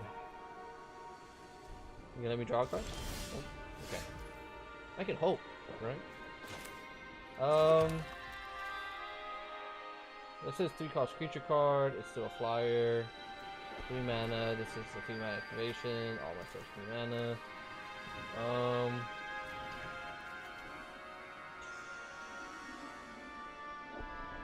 I mean, I feel like I can just block and activate and put 2 lands into play, and then cast this into this. Yeah, sure. Plus, if he like plays another naturalized or disenchanted fetch, we still have the ability to crack it. I mean, it's gonna hurt, but oh, okay, all right. He must have a 7 mana spell, maybe. I mean, there's a lot of them in this set. And he went, and he didn't go get Force, so he only needs 1 green mana for his deck apparently. Avenger, pay 1. It gets -1 and gains your choice Fine, Vigil, Death Touch, or Haste. So that's gonna come in for 4 or 3. Or none, because he knows that. So I guess we just crack here, right? No, we can attack and crack. If we don't have follow-up we're worried about. Okay, so that's pretty good. So we can actually just now wait. Yeah. Well, we can do this. I mean, he's gonna pay all his mana for that, right? I feel like I still need to like actively do something, right? So we'll play this chaplain first.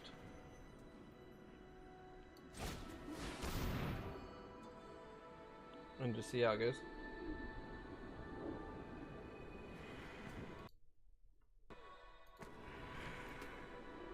I mean, we can't respond with this anymore. Maybe, depending on what we know. We know 3 creatures. Oh, we hit Platinum Angel. It's okay.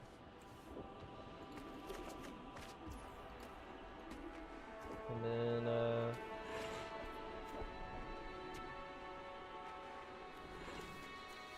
can play this, but we don't care. So, no attacks. We're still kind of in the hole. It's okay though. We're not dead. So he can, you know, pay 1 to turn it into a 4/4 with flying, which is, or turn it into a 5/5 with flying. Since he has this sigil still. So, yep. Give it. Sure.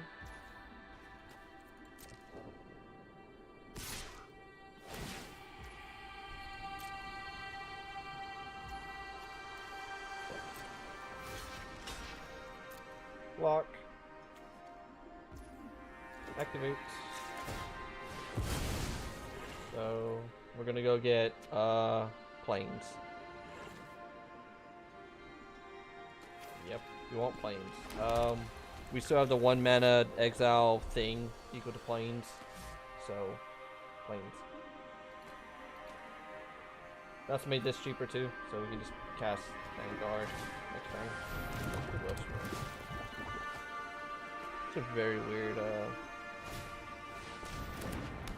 sack it. Okay. Like a big old person. We need to really get rid of the sigil. The sigil is gonna be. Oh, it drew a second. Okay. So this costs 3 now, right? So we can just play this in a black 1/2 and have this open, and then have a response with the overwhelming.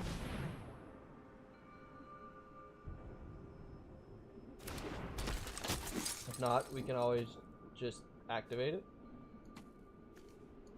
Well, not during my turn, but we have the ability to. So, and we'll just go ahead and, well, we can peck out for 1, but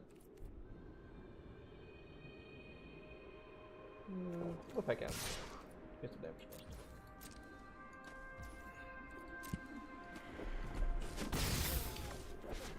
Now, what we want him to do is pay his mana into this Avenger, right?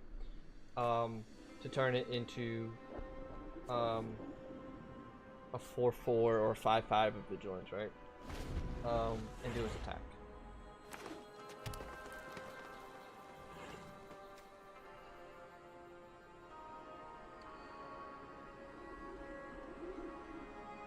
We really want a we really want a disenchant for this.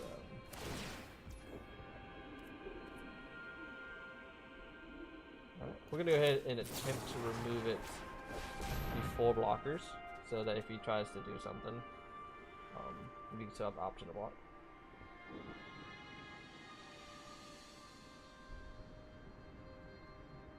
But we'll see what he does. He could just give it Hexproof or whatever. So, he can give it Hexproof. We'll have to fight something. So now what we want to do is to just attack every turn, like attack with my little turtles, because we're gonna try to get rid of that. Because that's got double strike.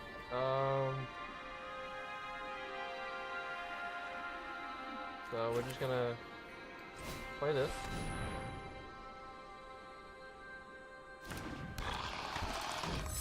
And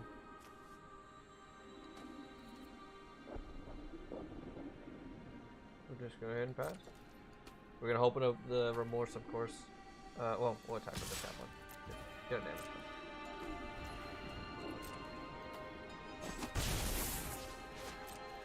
So he can still spend like 1 billion mana into this thing, right? And have a 7/7. 7/7's big. I mean, his board's bigger than mine. So, what we really want is just actually deck, right? We really just want something to make my dudes bigger. Like Lauren will be okay. This will be good. I just can get back Angel. You know. Lay down arms is good right now. Then I'll get rid of this, but it's, I don't know the mana cost for it. I don't know. It's kind of the 7 cost or it's kind of like a 3 cost.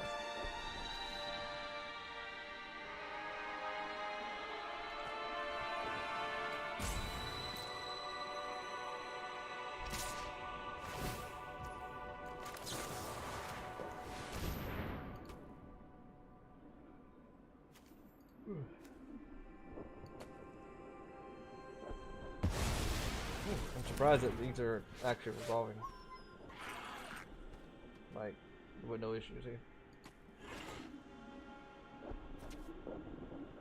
So I can't use this because we don't have another deck. What? Turn. Oh, why didn't I get to see any of those? That's really good.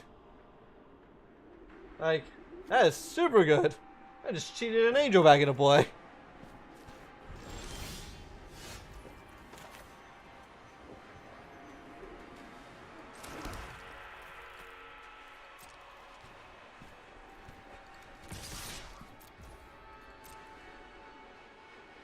Let me just attack. Let's see how it goes.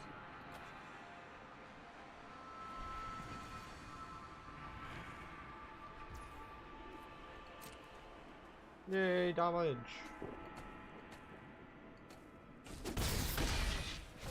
And we're gonna continue and go wide.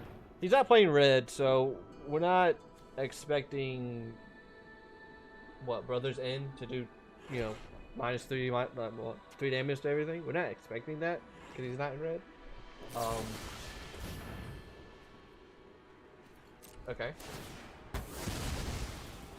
What we are expecting him to do eventually is make this dude a billion, and then we have a problem. But right now we're just trying to kind of, you know, grind him out. Which probably just won't work in our favor.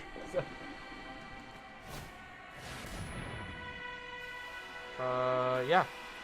That's a big old dude.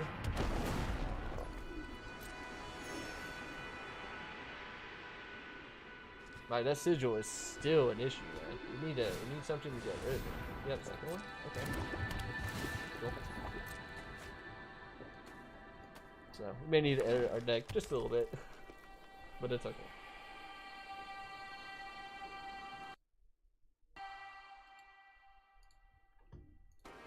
I don't know why he's equipping it there.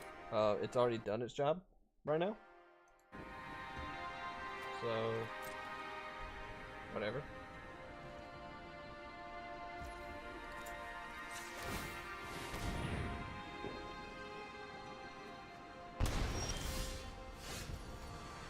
Okay, so that's a good problem.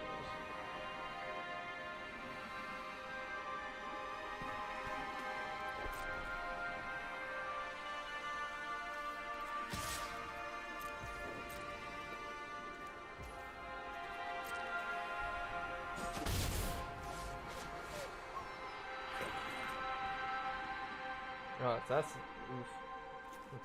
not real recursion that we want to see, because we can't really tutor or shuffle our library without the burnish hearts, right? I don't think we have any other way to. Well, we got another. No, that mills. Supply drop's kind of what we want to see here. Supply drop would be sweet right now.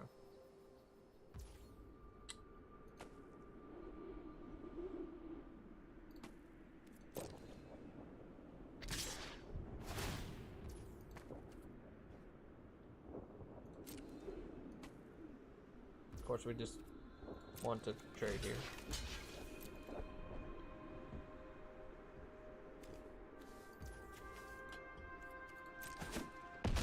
Alright, we're cool with that.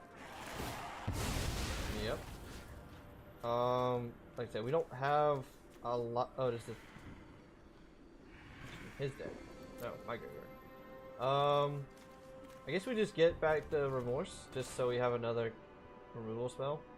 But we don't want to do the creatures because now we get this. So we want them to start doing their thing, which means turn them into 3/4s and just attack. Yeah. Oh yeah. We're just gonna start throwing stuff sideways.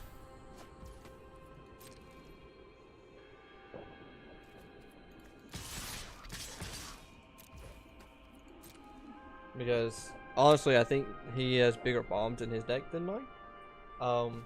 We may shift over our top end just a little bit because this matchup is going a lot longer. I think this format is slower, so maybe it'll just be able to put in 7-drop bull, like just straight 7-drop bull crap.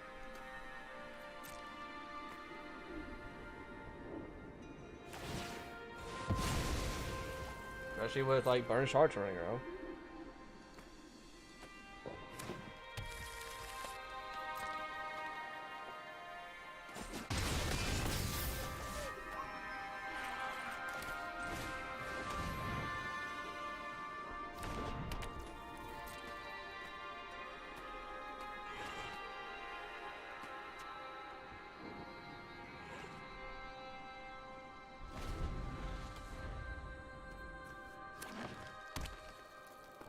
I guess he's still finding land, which is kind of wild. Because there's what, 20 cards left in his deck, and there's 6, 11, 12, so I'm assuming there's 5 cards left in his deck. Yeah, there we go. There's the big old girl. Resolves. Yeah. Oh yeah.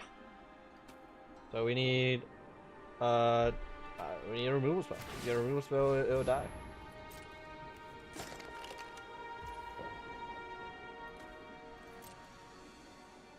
I mean, we're still in the driver's seat here because we're about to possibly kill him in 2 turns, or next turn. Yeah, 2 turns. So activate. Yep.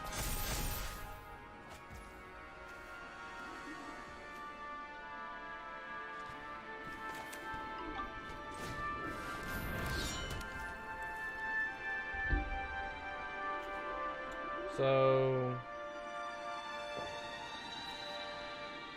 we want to just go ahead and flip this to this and get him attacking. So let's see. So this block's there. Actually, do we have lethal? No, we don't have lethal. The reason we don't have lethal is we have to tap with this guy. So normally what we do is if we didn't have to tap him, we attack with the whole board. He has to block one of the 4/5s, right? Because that'll be 4, 5, 6, 7, 8 damage, and then we activate the butcher and kill him. But the butcher itself has a activation, so that's not how we want to do that. So he has to, he pretty much has to try to kill us this turn, which is possible. I don't know if he's playing. Well, doing that is not going to be the way that he killed us. Doing that is a good way because it makes a 6/6 that he has to use now.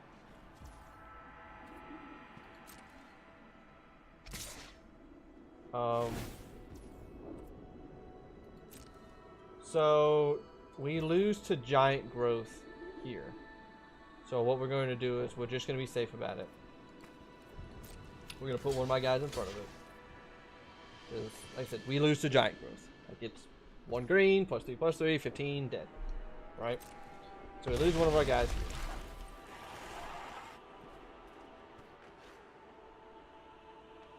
He has to, I'm assuming, well, he doesn't have to do anything, but I'm assuming that he's gonna tap. Or so now he's dead. Like there's nothing that he can do against us here, because we're gonna activate this. That's gonna drain 2 life. We're gonna get to untap. We're gonna get to attack.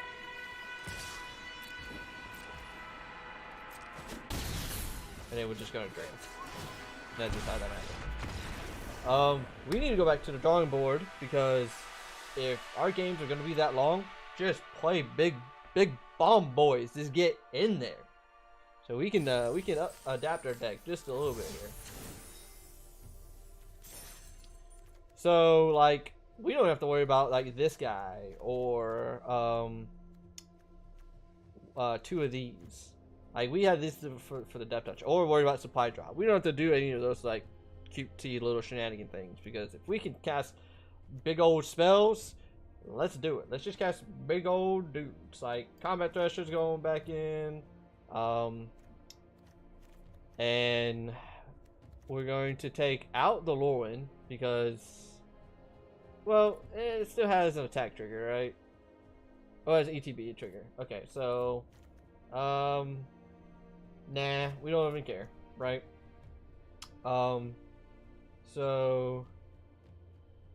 we're going to put in this and put in these big guys and this big guy. We can almost get away with playing him only because we can't unearth him, but we don't care. At this point, we can play Foundry Inspector, because if we're able to get up to these big guys and cast them, just screw it, get in there. And this guy. So our curve went way up. So what we're gonna do is look through those guys again. So Platinum Angel, if it doesn't die, says win the game. It's got flying. It's a big old beat stick. You know, this is still a 1-3 that we can kind of maybe get back a little bit later. I don't think we need 2 of these, but like 5/4 Death Touchers, like just big guys. So we'll cut 1 of these. So this doesn't actually like pan out the way I want it to. Like this only really pans out when I can do this or the wait, where did he go? Is he not in my deck anymore? Are we no, this guy. I was like, are we dumb? Like are we not playing that guy for some reason? So we want to keep that. We actually want to go up on the planes because, and I'm gonna be daring and say play 7 planes, just because, like I said, they have high mana things. So we're gonna go with what is that, 17, 18 right there. So we can go -1 more because of the evolving wand, but we want to have 7 so that we can cast the 1 mana thing to get rid of it. That's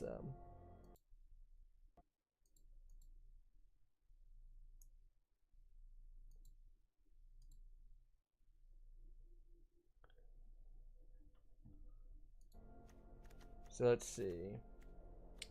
Then Chaplain, Escoda, whatever, Warblade. Human. So this is actually a soldier. So like we can actually take out.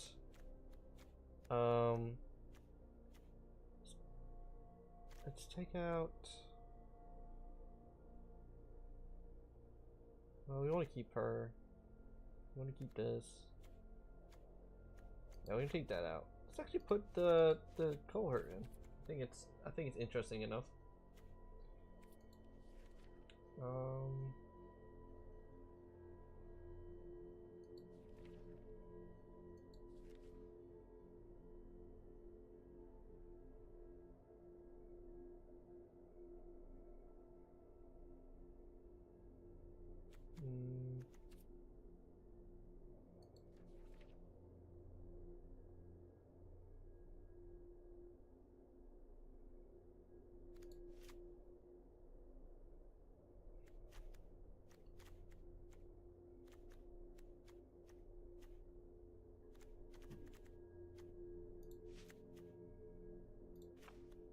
Alright, gotta cut 6 cards now. Let's see.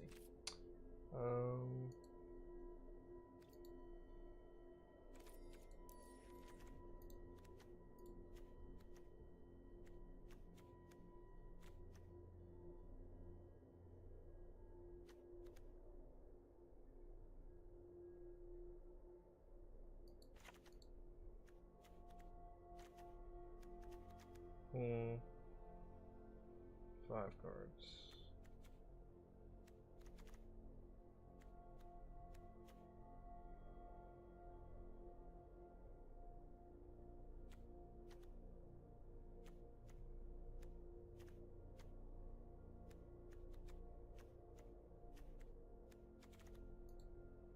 Jeez. Let's see. So it's 9, 16, 17 lands. So we gotta cut 5 cards. You want to keep this. It says 6/6 with trample for 5.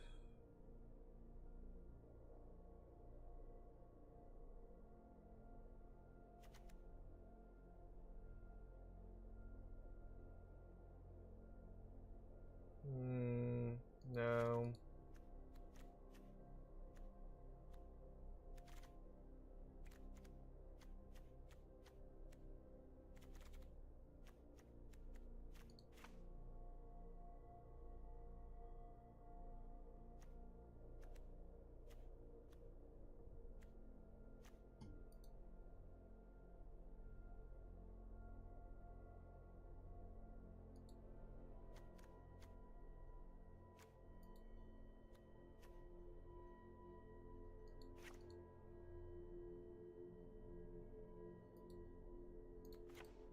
Alright, we'll go to 41 cards. It would be bad. Alright, let's see. So, another one. What do we get? A Voidwren. That's actually a good card. We'll go with that.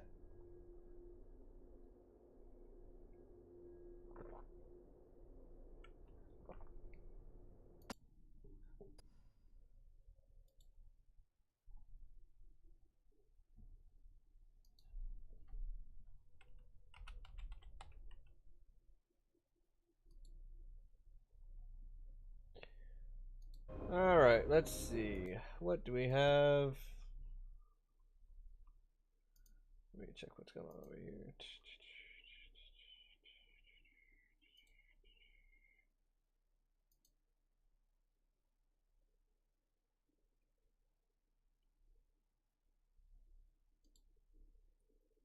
Alright. So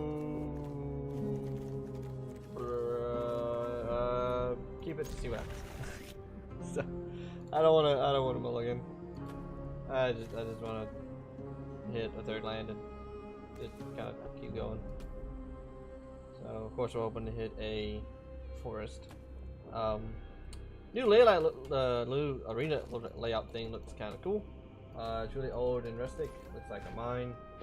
There's probably one for tower and power plant as well. I didn't look at the last little layout thing, so didn't look at it. Fortified beach. Oh man, look at them humans.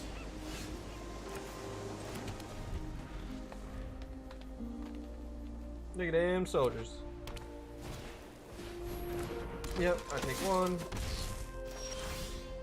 So hopefully, this time when we play this welcome, it doesn't get instantly shot by a Lore.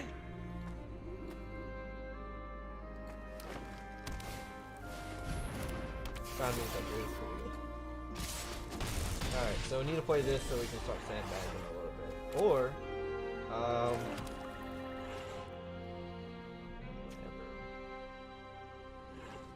it still doesn't sandbag enough. We play this as a 3-2. We'll just play this. Great. Next turn we're gonna play. Oh come on! I got one trigger off of it. Everyone's got disengage.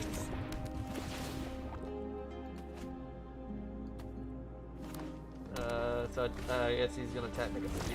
All right, he's playing everything. That's fine. You attack with the 4-2. I'm not blocking that 4-2. I'm blocking this though.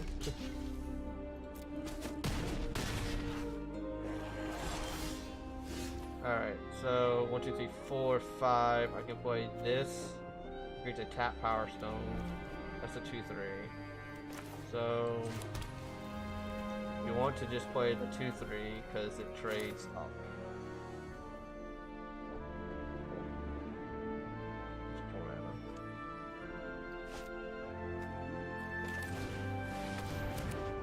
So that even if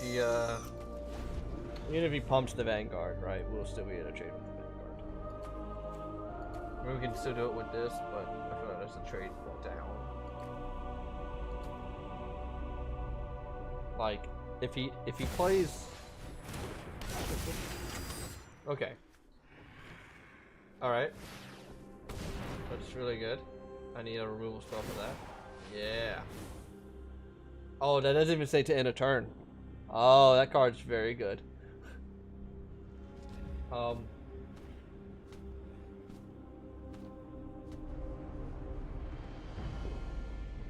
Yeah, that card's very good. If I don't see a removal spell for that, we lose. Like that's just gonna beat my face in for us for like the next 2 turns. So we've got to do something. So 1, 2, 3, 4. 1, 2, 3. If we go 3 and 3, we play 2 creatures. So we'll just play the 2 creatures.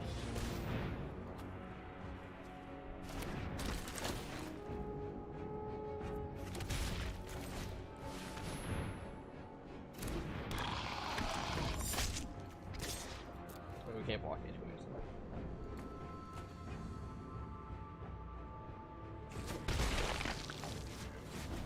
So we need disenchant, or our lay down the line, whatever the white thing is, or we need our black removal spell. We've got to get rid of this 5/4. Like, we cannot let it hit us 3 times.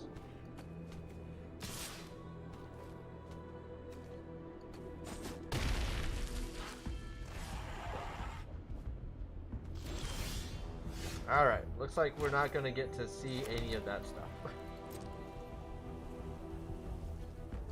Attack. Attack, because we're going to go wide anyway. So, hiya.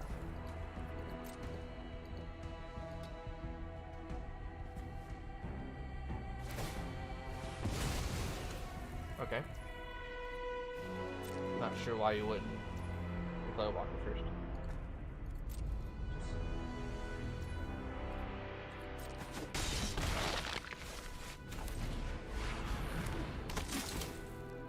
Alright, so we need to draw a removal spell. If you don't draw a removal spell, we're just gonna scoop, because there's just, I mean, what do we do against a 5/4 unblockable creature? Like, it is what it is. We just die. So, let's see, he's got 6 mana, so 2 turns into 1. That's blue, 1, 2, 3. So, he needs another land.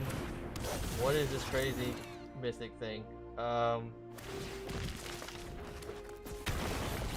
Yeah, we can deal with this. Like, we could eventually deal with this. We just can't deal with the unblockable.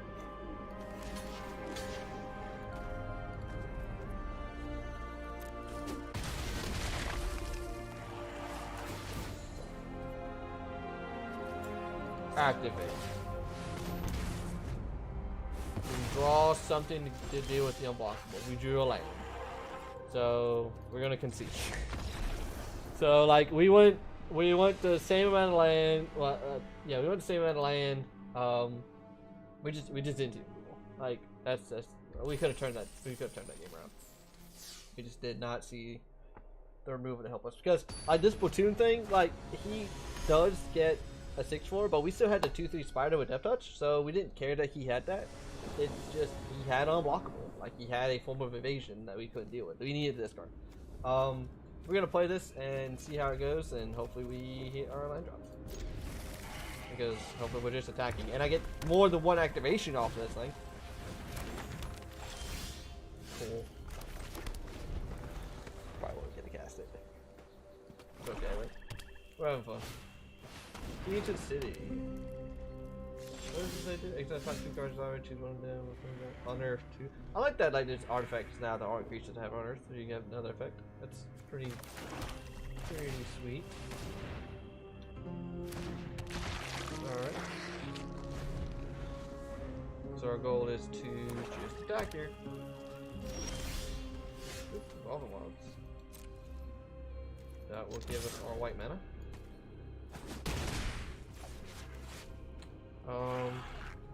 But we can just be aggressive here, right? Nah, well, we can be aggressive with the cold fort too.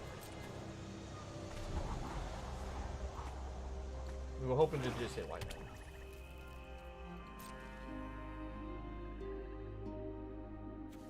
Pay 1 tap, sack it, see what you get.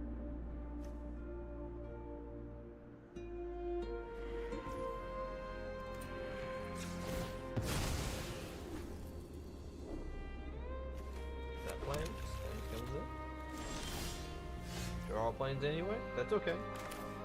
We're okay with that. Go ahead and get this attack in. Maybe he has a removal spell. No removal spell. Okay. We're gonna play this welcome.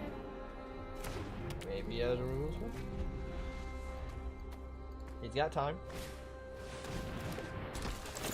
So they made 1 of each color. Okay. We get an artifact card build this way. Wait. What says you may put on, okay, that's fine. That's a zombie. So we're gonna go ahead and just attack.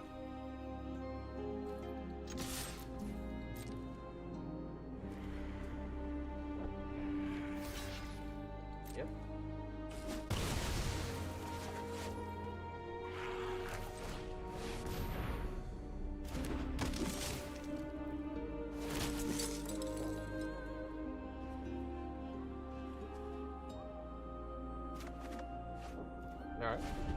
So this is a soldier, so next time we can put the warblade on it and get in there. I mean, oh, we need a second black mana now. We need a second swamp to cast this for 2. Cast it for 2. Alright, that's fine. That's still a soldier. So, yeah, so we're gonna go planes into Veteran's Blade. Make sure it doesn't tap my planes.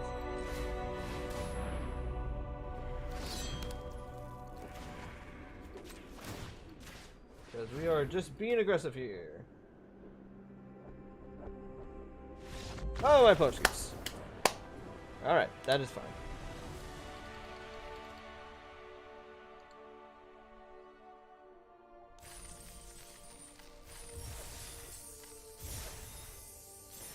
Alright, claim prize. So what do we get off the prize? Penguin Spy. Penguin Spy is okay. It's okay.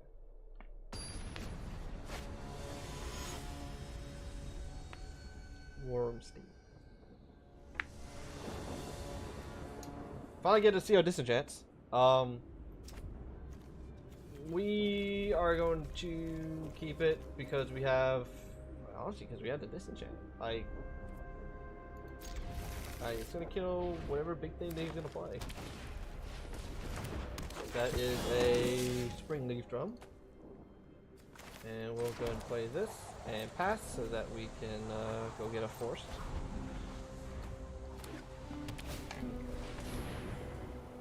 Mask is cool. I like that card. I like that what made it unearth of each one.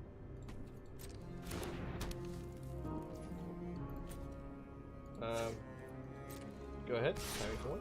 Yep.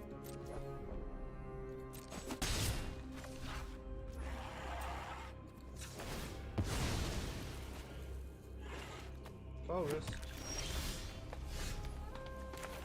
And we're just going to pass.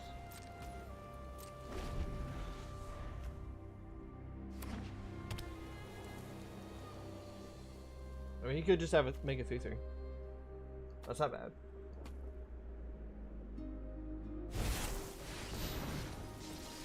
Alright, result. 2/2 gold seems pretty good. Alright, we're gonna go ahead and disenchant that now because we don't have. We have the foundry, but we don't want to use the foundry as our play like that. So, and we don't have a follow up afterwards. So we're just gonna play Skullfire.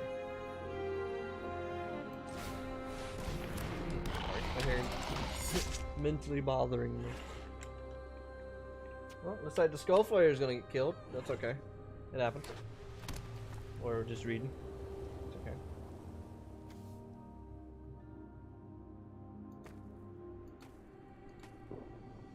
We can pay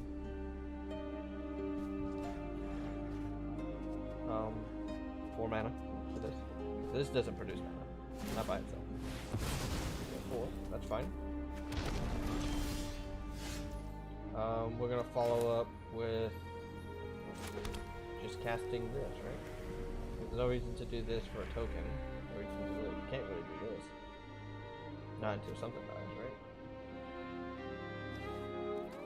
I'm gonna play the cohort. We should pass. I mean, he may attack with the 4. We may make a 2/2 off this, or a 3/3 off of this. He does what? 1, 2, 3, tap, tap, tap, tap, make a 2/3. Seems like a lot. But pressure is pressure, right? Yeah. Or make a another 4/4, right? I'm counting it. Is it 2 minutes? What? Am I looking at something wrong? It's okay. So, lay down arms just came in. So, that's how we're going to kind of fight back just a little bit. So, we're going to go ahead and just exile this. And get an attack in. 5. Oh, he played a second one. Okay. Alright, that makes sense. I was like, my mana math is just off. just off. So,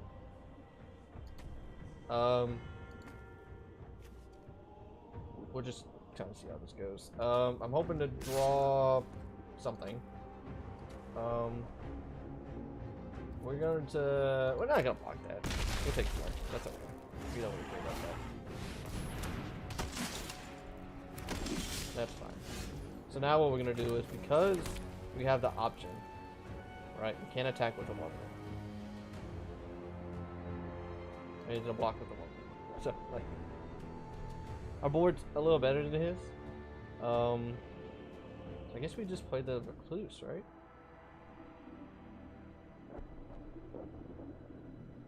Because we want to hold these open. I mean, we can attack with the 3-2, right? Let's attack with the 3-2 and Foundries.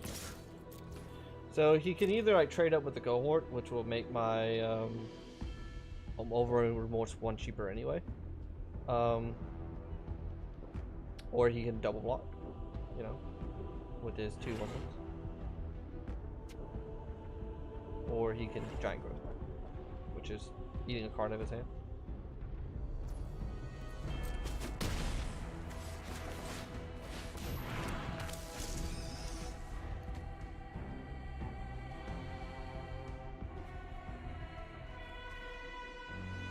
So if we can trade up, we'll trade up.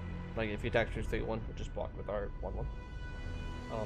If he attacks with a 4-4, we'll block with the 2-3 Toucher. He can also just keep using the Jade, which is really good. Because they don't actually go away. So I said that Master of the Jade is good at beginning and ending, so he'll get another 3-3.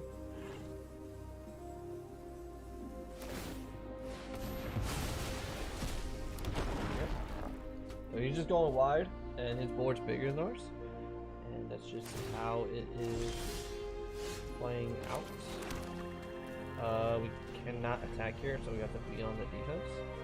Like we can, to kind of put pressure on them, we can just Overwhelming Remorse his 4-4 away and attack with the 3-2 to get some damage across, maybe.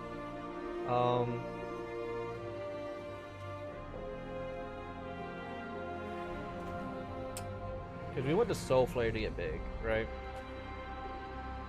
But he can just play and make another 4-4.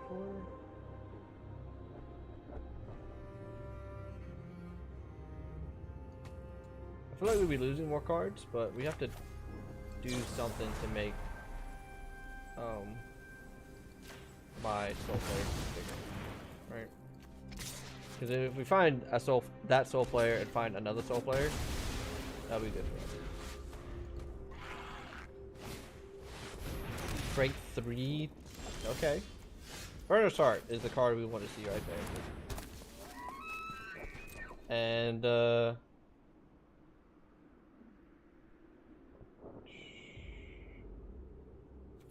ahead. So Burner's Heart is just gonna let us attack. Like, unless he I mean, even if he makes the 3-3, right? He has to tap for that 3-3. We're just gonna want the ability to attack. He still has way more cards in his hand than I do, which is, you know, kind of wild. So you both have 10 mana. Okay, 10. So we have to Overwhelming Remorse that to hell. Yep. That needs some old. And we're gonna attack with the Burner's Heart because we don't care about the land. What we do, we don't.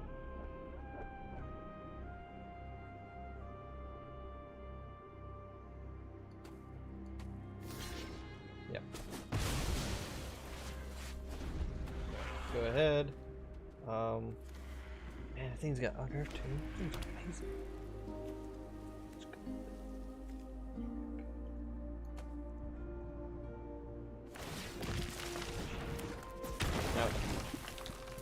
He's just playing bigger stuff.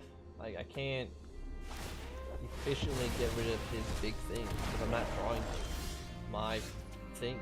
Like, yeah, I mean, it's just kind of how this is playing out, but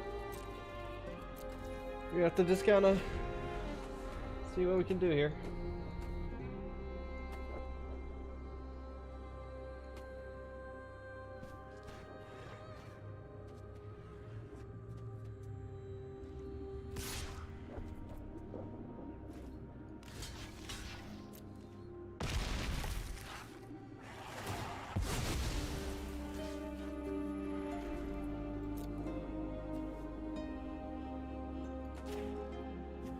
So we have a third overwhelming remorse, at least. So our board stays a little bit better than his, but he's gonna pay 4 to. Okay. Alright.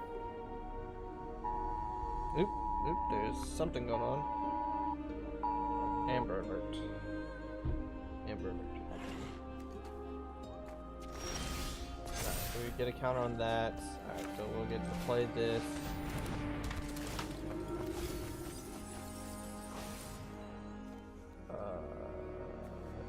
Good.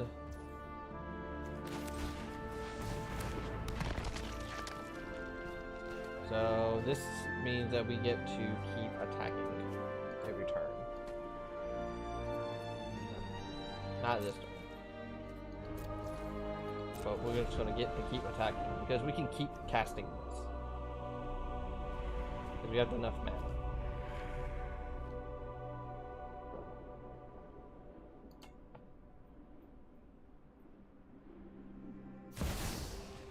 Or he's gonna have everything. Like what's going on?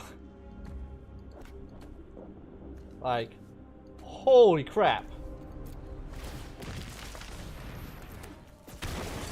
Like, I can't do anything now. This is attacks, right? Jeez.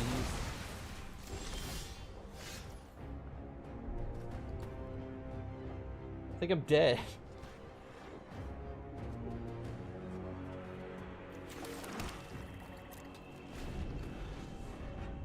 You know what they say? Every plan's really good until you get punched in the face. Yep. Yep. That's pretty dead. Like, I could have came back with me attacking with a 3-1 every turn and having my dude get bigger, and eventually beat this flyer. Could not beat crazy 8/8 leveler nonsense. I couldn't beat it. just couldn't beat it.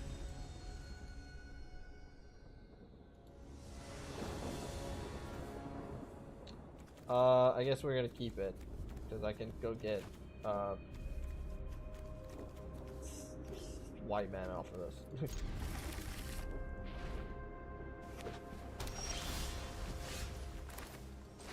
Alright, good. Just wow.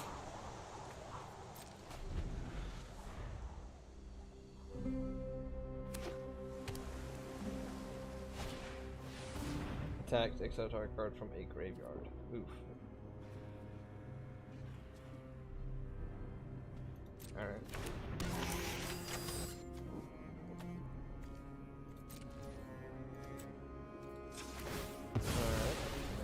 We're gonna go get that white mana because we want to catch this combat treasure. Really? We're gonna pass, and the reason we're gonna pass is we don't want to play this, him kill it, attack it, and then exile.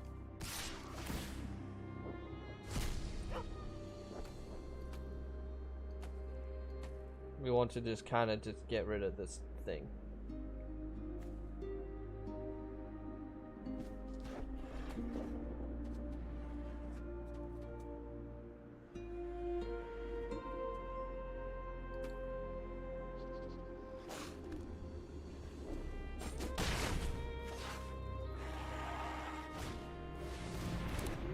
Go through cards, get a spell.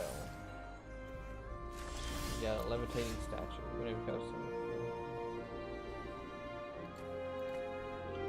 Looks pretty good. Combat pressure. Draw a card.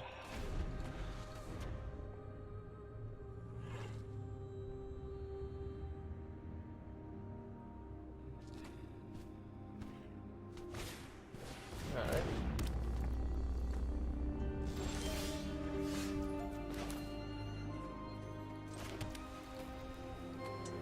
So we can go 1, 2, 3. Yeah, so we're gonna go this, this, and then we're going to pass. Now we can start attacking where Earth we want.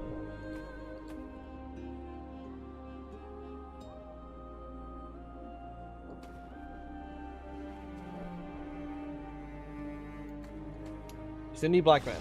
Oh, or we need nothing because my opponent. So that's how it goes. We hit the restroom again real quick.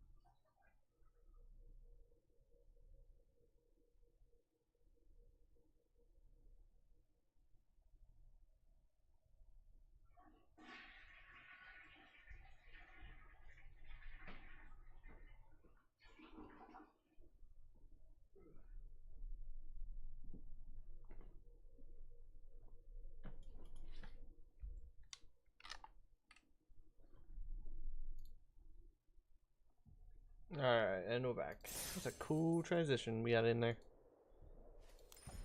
Let's open up 2 packs. We got 2 packs, so let's go ahead and open them and see if we can get our dailies done for today. Millstone. Kayla's Reconstruction. Look at the top 7 cards of the library, put X artifacts or creature card X. Okay, so you pay 10. Look at the top 7, put, you know, possibly up to 7 things in. Seems okay. Legion's Ash, that's very good. And Phyrexian Revoker. I love Phyrexian Revoker. We need to cast 5 more spells. So if we cast 5 more spells, and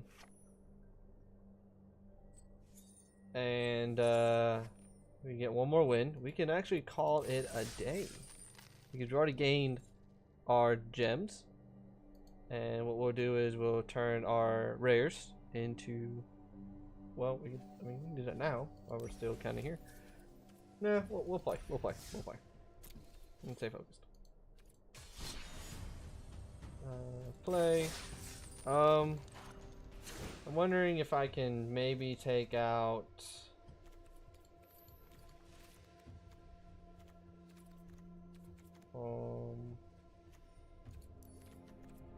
something, right?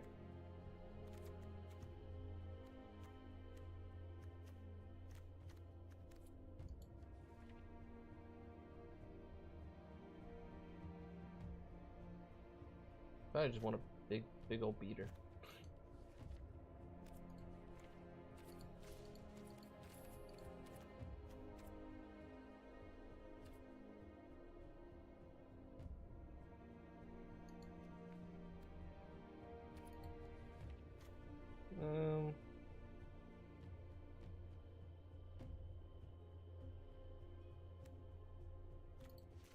We're gonna put the bomb in. And take out this. We're gonna put the bomb in.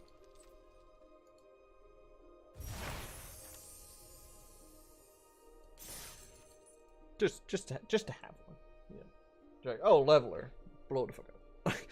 Like You can pay that mana to cast it level. I think I can pay the mana to blow it up. Now, can I stop the unearthing? No, no.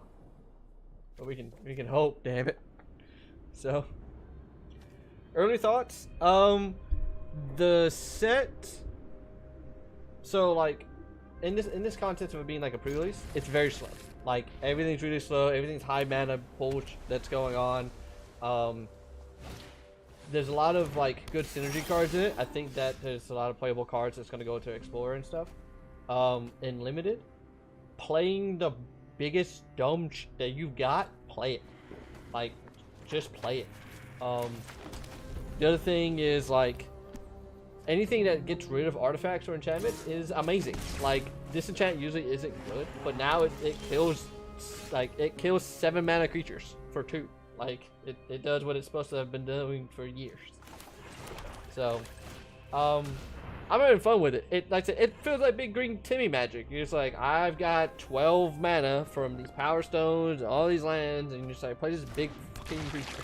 And if I don't want to, I can play the creature smaller. So, I don't know how like the small end goes. If it's like, you know, if there's a lot of like aggro rush going on, but it's fun. Like I said, I'm enjoying it right now. Plus, like, this is a Phantom draft, so like I didn't pay for anything for it, so it's all free for me. So.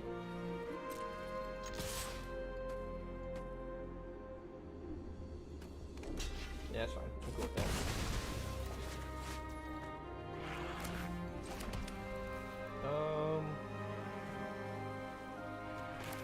Yeah, let's play this. Aw. So unfortunately, we hit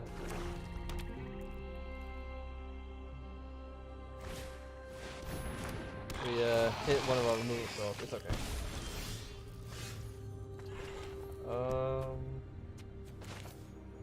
So Alex, how have you been thinking about the set so far? I think it's fun. I think it's a fun set. I think we erase here, right? Because you've got what, this thing that does what, 5 on the attack back, and we can do 4 on the front attack, or we can go with this into block. Yeah, we'll just play first. You got 4 mythics in yours. I got none. I got 0. Yeah, sealed is I'm a little bit better on sealed than I am on draft. I have to do a lot of drafts to know the set. But they made it where if you didn't see the gold packs, if you do the gold packs, you don't have to draft anymore to get packs. You can actually just get mythic to rares and mythics. You can actually just keep buying the packs, and they're worth it because every 10 packs gives you a gold pack that gives you a whole bunch of rares and mythics. So like, I don't have to sit there and do limited to get that stuff. Okay, that's huge.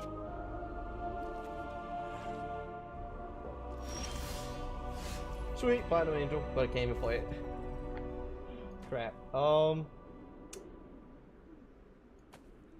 We just attack. I think we end up like this is gonna be a big problem.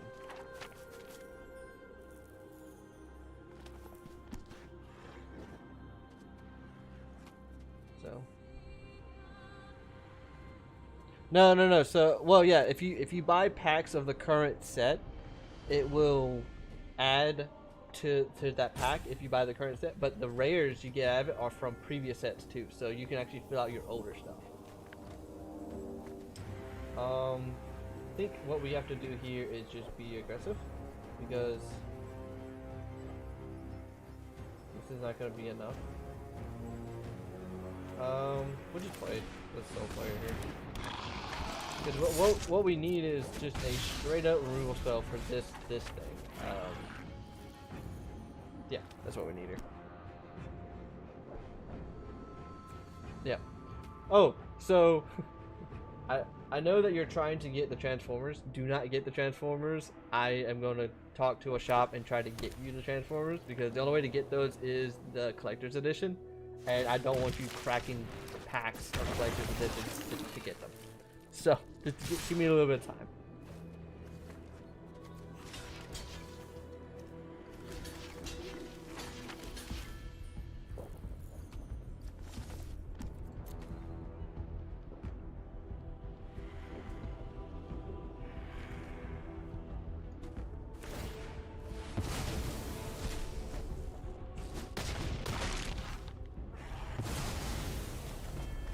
I don't know why he sacked that at that point. He could have attacked, wait for the trigger to happen, then sack.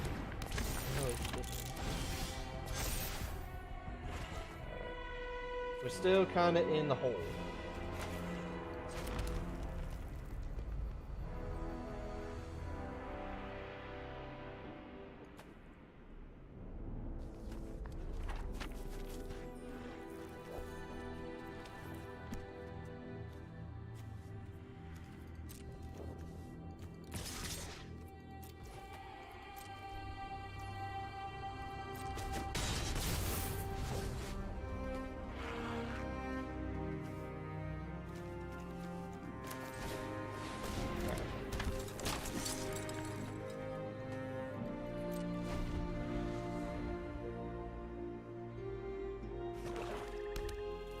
What? Looking at the...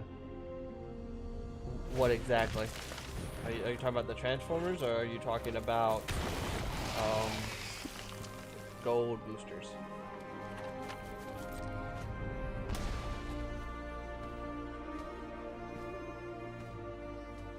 No. It is in the Transformers are in the collector packs. Like if you buy a box of the collector's edition, I think the average was like 7 Transformers, which it means that you're still not getting all of them. So don't do that. I will find somebody that has the whole set and get you the set, or get it from a store and get those. You don't play enough physical cards or anything like that for you to do. Ooh, that's not good. Yeah, that does.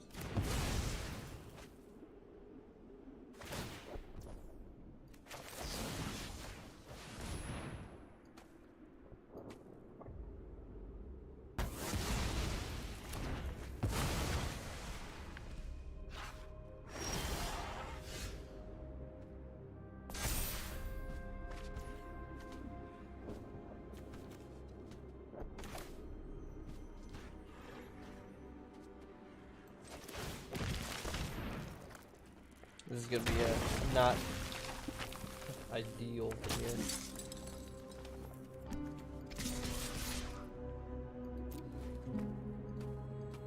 Like, we really need to kill this Trench Stalker. Like, I can't define the spell. Like, I got to find somebody to get rid of it. I've got 3 copies of this thing in my deck, and one's in the graveyard. I want to say Break Zone because Final Fantasy, but it's in the graveyard. So, we want the other ones.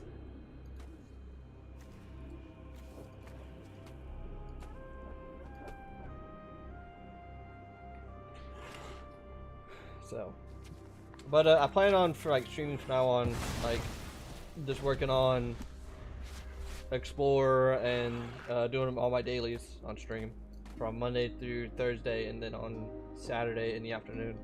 So I'll be streaming a lot more, just because it's easy to stream. Oh, I needed that. Oh no. Oh no. Well, 1, 2, 3, 4, 5. If I get 2 lands, I can, got Vigilance too? Man, that Urza is good. I get 2 lands.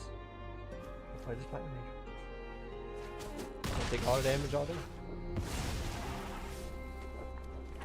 Need land. Especially a plains. There we go. So...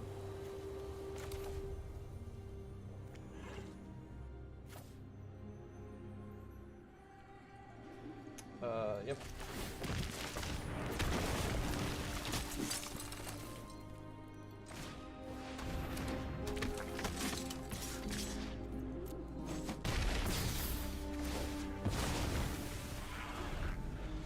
A second black would be great, so we can recur this.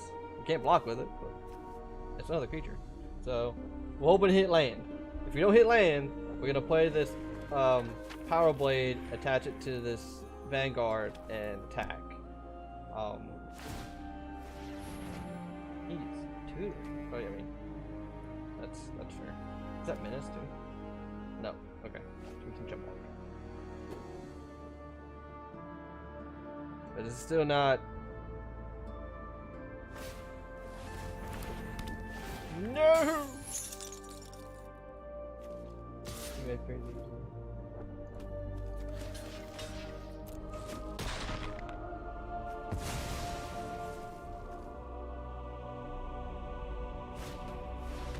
Pay 7 drops. I'm guarding you that. That's okay. It's not going to do everything that we want it to do, but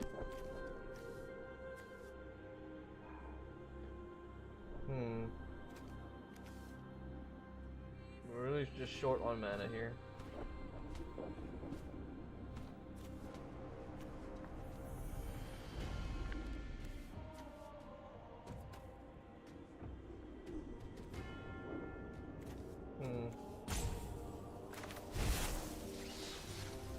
Alright, we're hoping to draw a land here. Or a removal spell. Something. Something. That's another creature. And it may be a land. I got a lot of planes in here. Damn it. Get wrecked. Attack. Yeah, less creatures.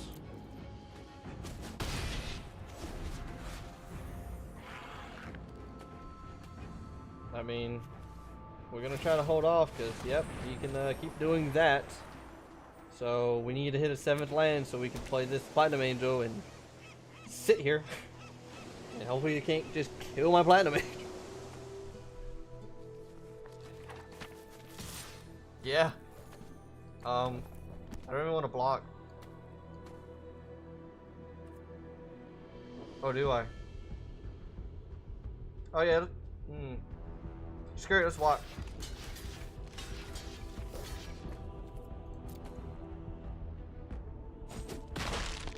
All my stuff dies, which is okay. Well, you assigned 4 points of damage, so yeah, they all die. Platinum Angel, let's go. Let's see who we can win with a Platinum Angel.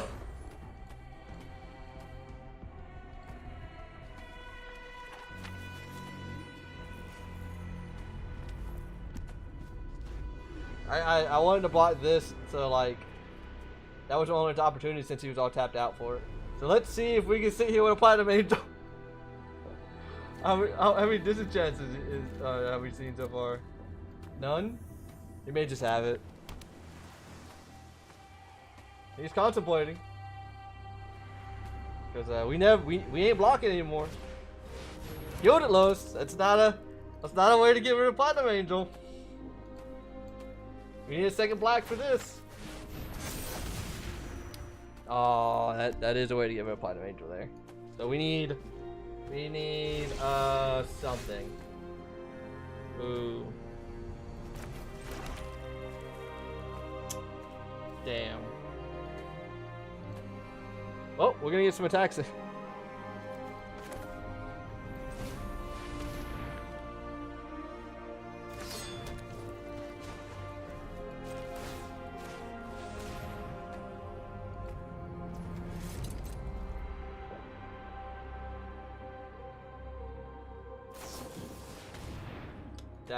That's fine. I don't know. I honestly don't know why he's doing this.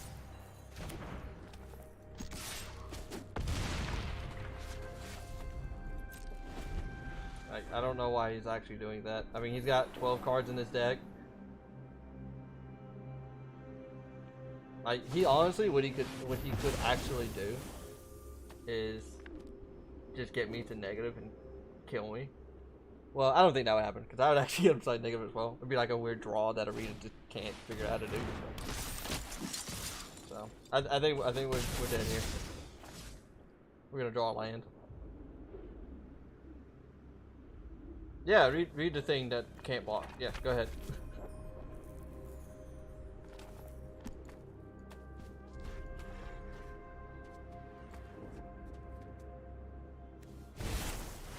Yeah. Yep. Do the thing, man. Yep, look at that land. We can't win with. Oh, we could have got there if we didn't just recur this thing. So. Oh, we tried.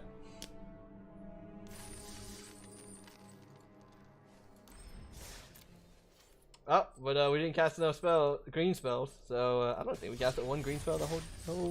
Did we even cast one? I don't think we did. No, because apparently I took a lot of my green spells out. So we're just gonna continue to take my green spells out.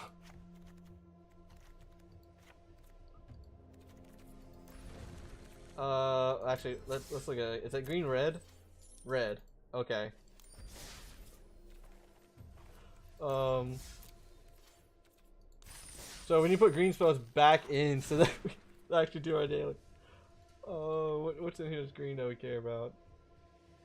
Nothing. This thing. Screw it.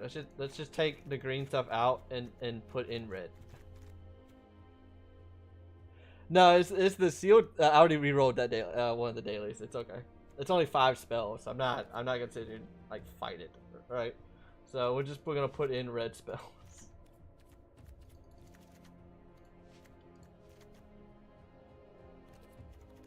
And then let it suggest lands, right? So we got 46 lands. We have a lot more of this stuff. So like, we don't want, you know, what, 6 planes. We don't care about the Goblin Firebomb now because we have actual removal. We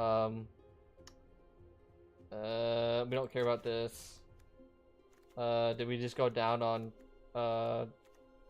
Yeah. Was it 3? That's really good. I don't need 3 of these guys, even though they're 5/3s. I don't think I need 3 of them. So,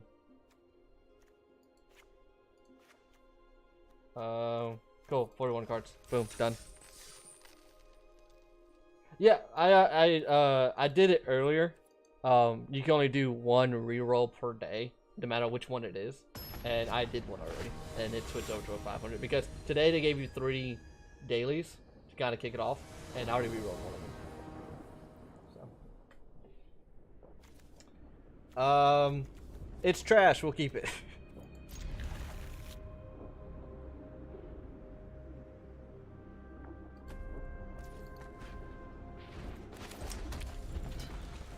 So we're gonna try to go. Okay, so I guess we actually have a creature. So play. Yeah, I got a 1/1 Death Toucher. What do you got? I'm hoping something really big, like a 3/3. If there's like a 3/3, I'm trying to like attack you. See if you block.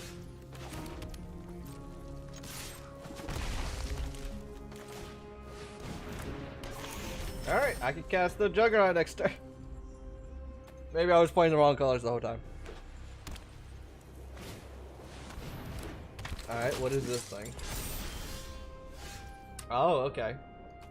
The thing is an actual like problem.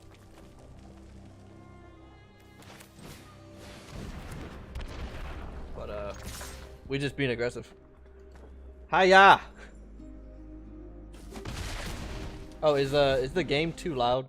Just let me know, guys, if the game's too loud or anything like that. Alright, what do you got? Are you gonna turn your dude into a 4/4? I don't care. I'm attacking. Like, we attacking. We're hoping to hit a plains. Yep.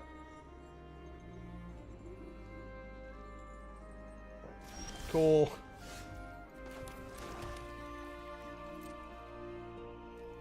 Attack. Yep, attack.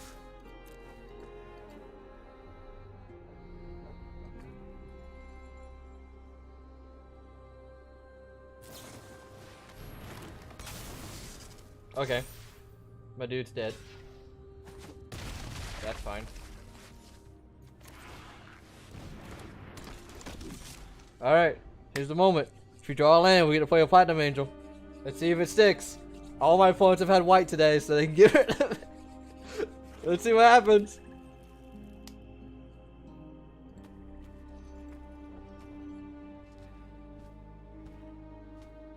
I haven't even seen white mana.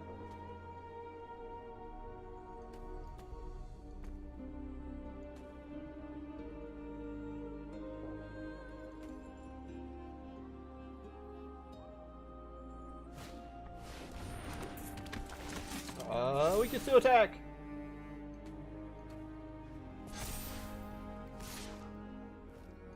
We ain't blocking that. We can still attack. Ooh, that's a good draw.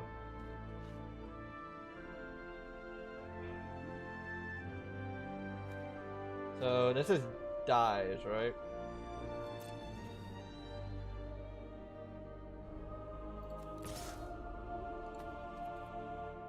Attack.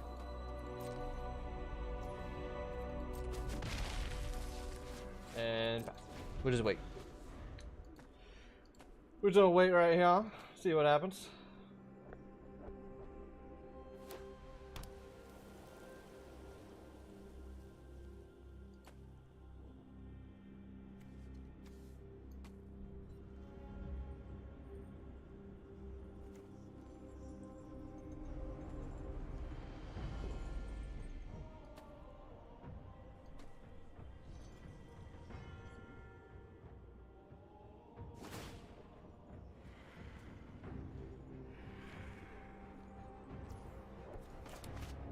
Alright. Try to get rid of that. See what happens. Nice. Nice. No blocks. We'll take 5. Because we're gonna swing for the fences.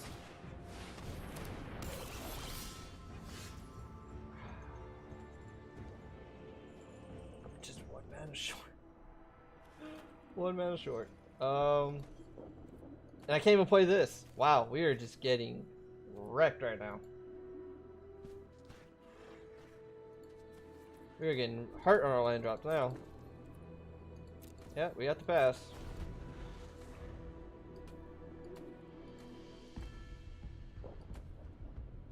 It's not panning out the way we want to.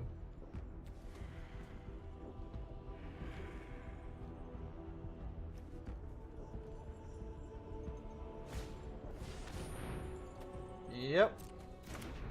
I think we're dead. We have now died.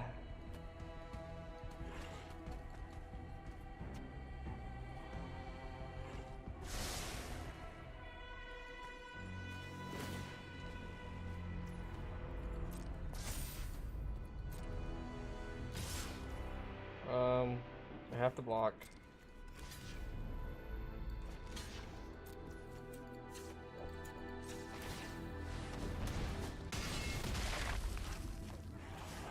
Show me mana.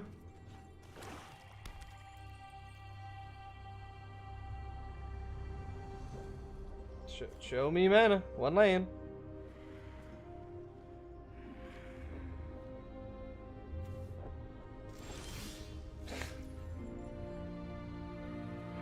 Wow.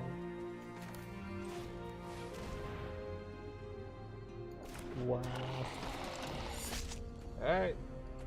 Good. No attacks. I think we're super dead here.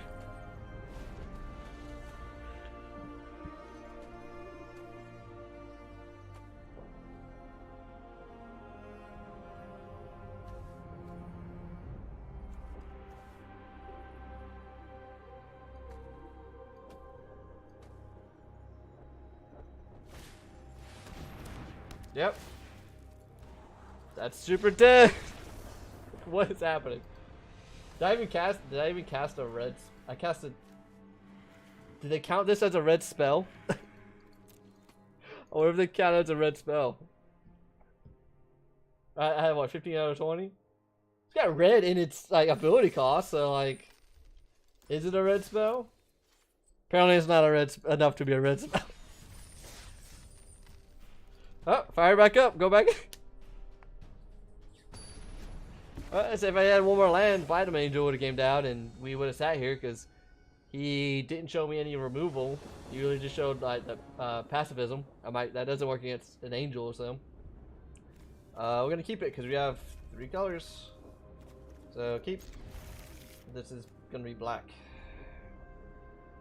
So we'll go this, into this, into this, and then hopefully be able to get the ball rolling.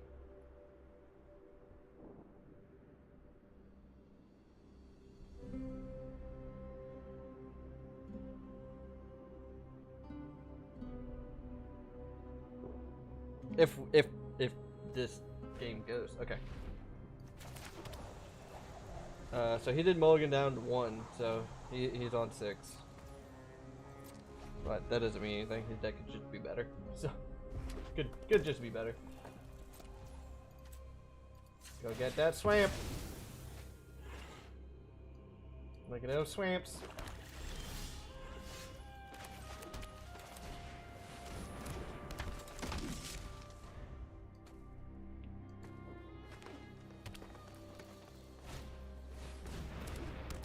Middle 3, you may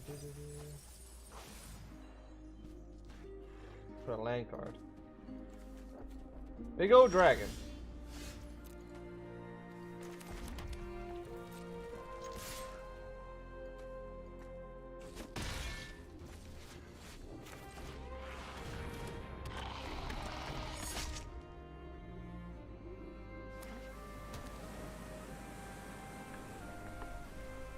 Alright, let's see how it's gonna go.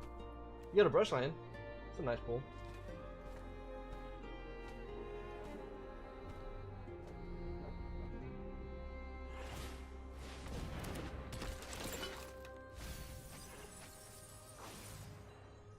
So he gets a 3-2? Okay.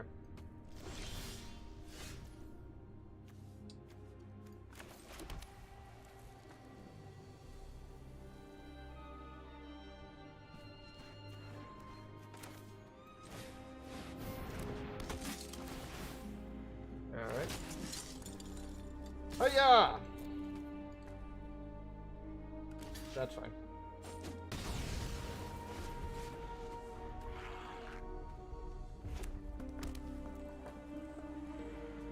We're going to hold this.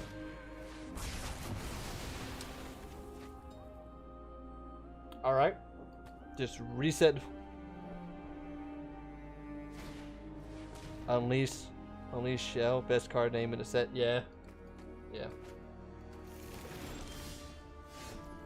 Yeah, we're just gonna play, you know what it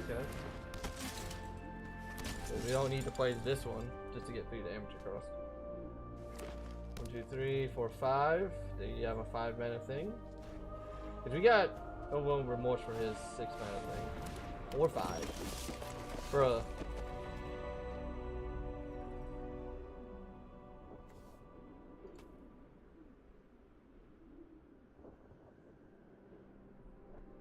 Okay. Like, we're hurting on land drops constantly now. So that's a 5/5, right? This is sorcery speed. Attack.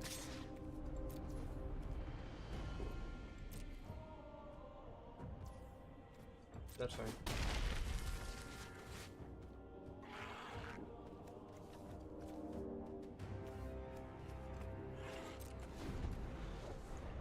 Need 1 mana to helm a Foundry Inspector, then get nuts.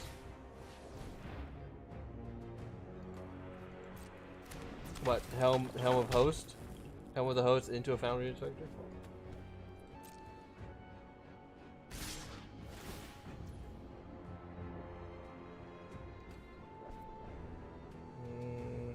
How big is this? 5? This is 5/4. So that doesn't matter. It's 5 mana, 6 mana. Let's get rid of this.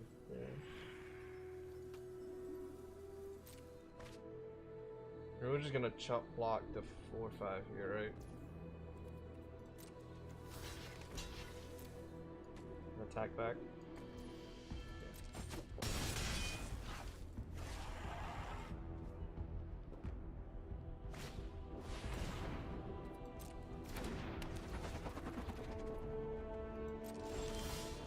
Watershark. Okay, so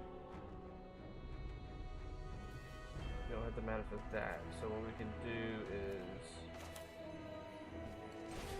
exile this.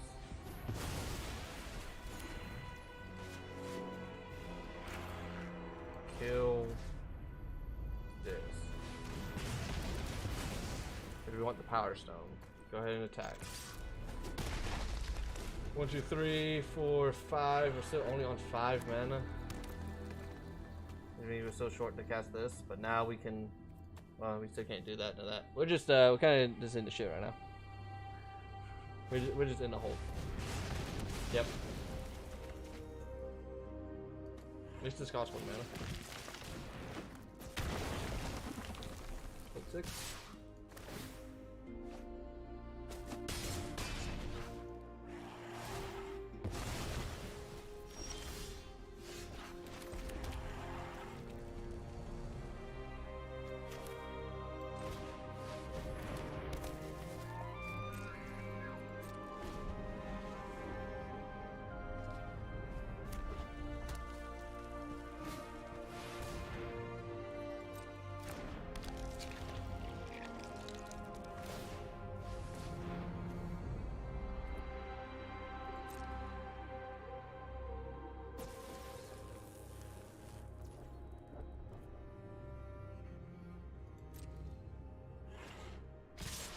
Alright. Need something from drawing a card every turn. So, like, I've got to do a block like this because he's just, he's just getting to draw a card every single turn.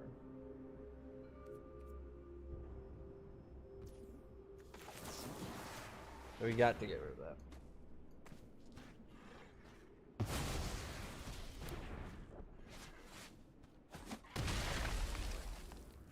At least we can do 6 damage back to him on the crackback. Okay. 1, 2, 3. 1, 2, 3.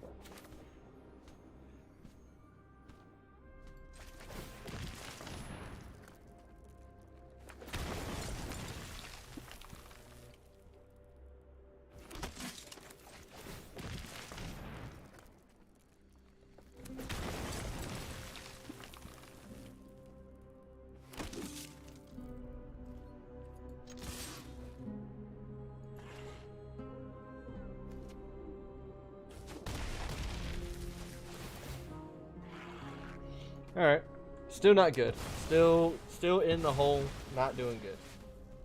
We got this, but that's about it. Like, we got this to kill whatever artifact he's gonna play. Maybe just a big old guy. What in the Visions of Phyrexia? Exile a top card level, you may pay that card this turn. At the beginning of the end step, if you didn't play a card, create a tapped Power Stone. Okay. Block 1. He's at 15 cards left. Ow. That hurt.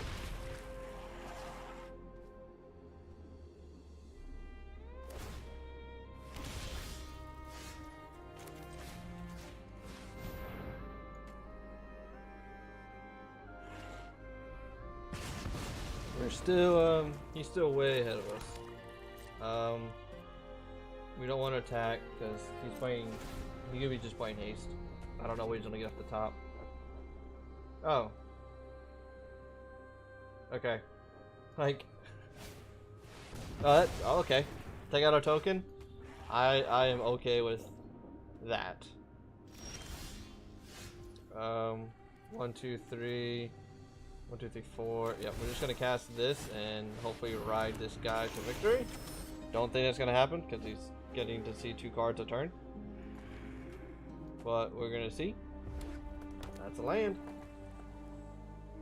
He's looking at my guy. That guy's dead. Okay. That draws him a card.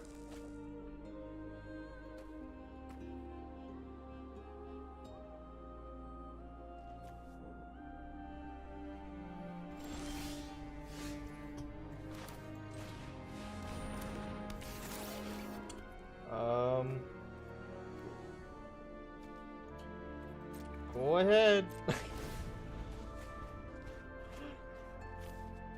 Maybe we can stall for 5 turns. Does that say may? It says you may play it, but he has to exile it, so maybe he's looking for something, right? I mean, there's no way that this is the only rare in his deck, right? This and this, right? Okay. I mean, I wish I had multiple of these. I only have the one. So. That's a land. 1, 2, 3, 4, 5, 6. I don't have an 8 cost. Go ahead. This game is nonsense. What are you drawing? You got 4 turns left. I'm at 7. That's a dude. Better than nothing. It's also got haste. It's also huge.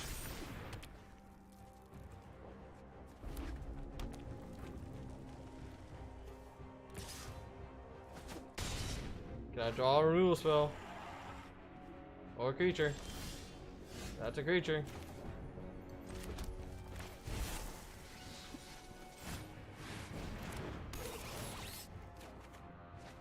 See if it does anything.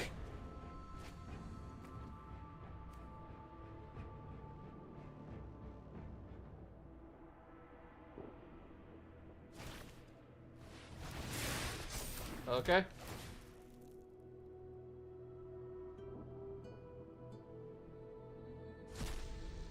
Can you just play enough things? Oh, yeah, okay. Okay. You win. You got it. Can't beat active treason. What do you want me to do there?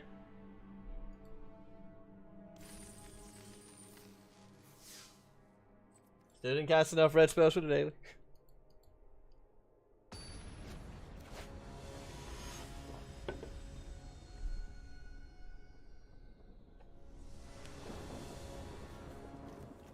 Play it. I can go this into this into this. If I hit a fourth land. But I can go this into this.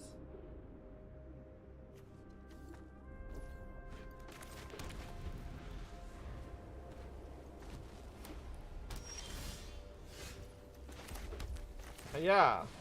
I got a 2/2. Check out my bear with a stick. Bear with a stick.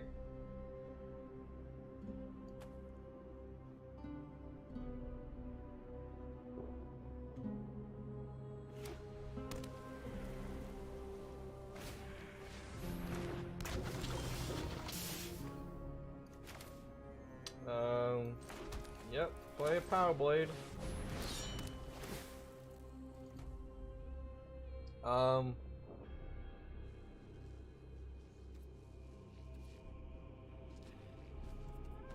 Spirit attack.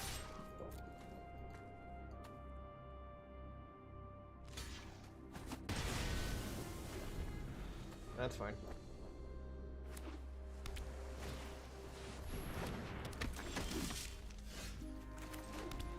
Alright, we need to see black mana now.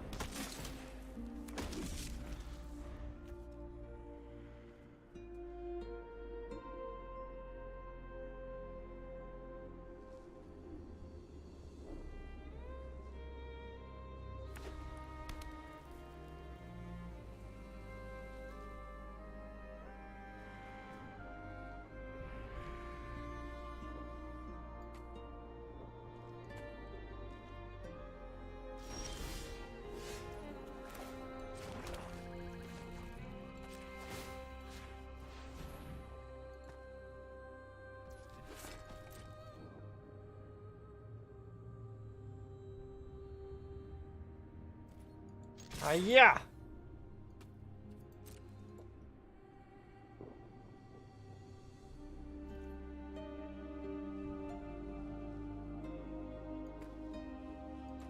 We actually need to go to sleep soon. Probably after this game. We like to end around 10.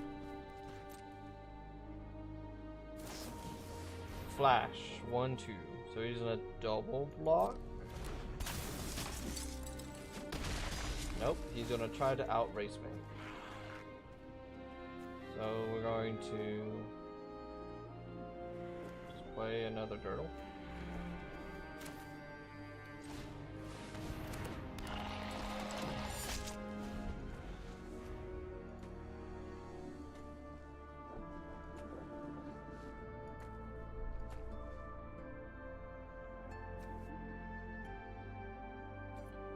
If he played anything on the ground, we would have played the Butcher just to sandbag.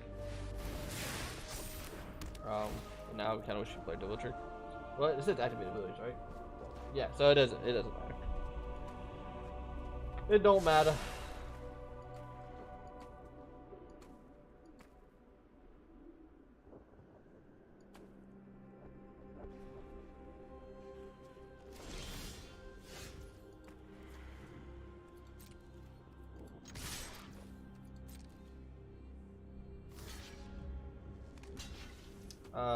That's we don't mind doing that trade because we're just gonna try to sandbag on this Butcher as long as we can.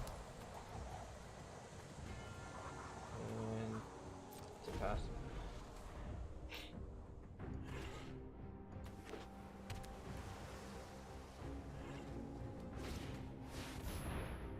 Precursor Golem. Alright, 5 mana to get 9 power. Alright. Rude.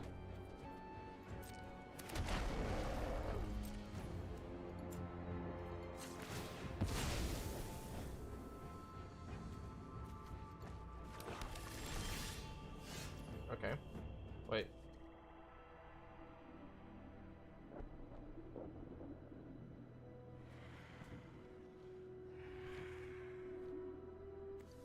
Alright. Disenchant that.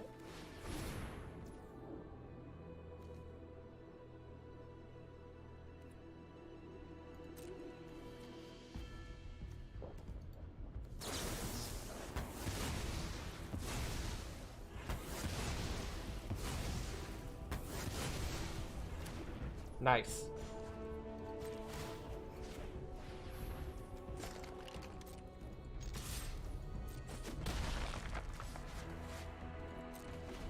Nice.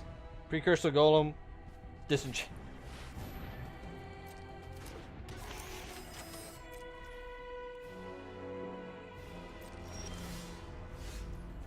Okay, so now we're just getting stupid stuff. But what we're gonna do is we're trying to be safe about this. So we're gonna cast this. Alright. We're gonna move this over to the guy that's gonna die. And we're gonna attack.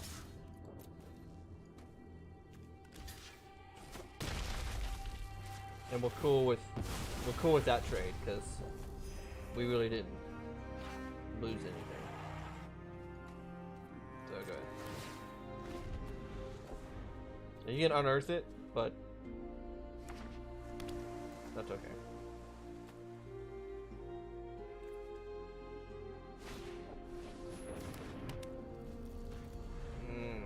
That'd be nice.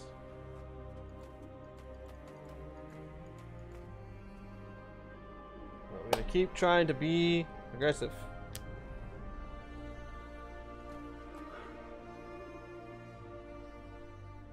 And then we're gonna start draining him every turn if we can. Yeah, we have to call it a night after this. Activate. 1. Put it on you, because you're a soldier.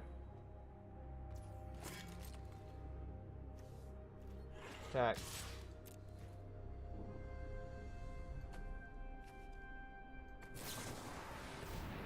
Ah, I like it. Yeah, go ahead. So now we just need to see something big, right? Like I have like 1, 2, 3, 4, 5, 6, 7 mana. So now I just want to see the 7/7 double striking thing. Like I want to see something. Okay, I gotta see something there. No blocks. There's no point to block this. I take 4. I drain it for 2. He gains 2 when it goes, but I don't really care. Yep.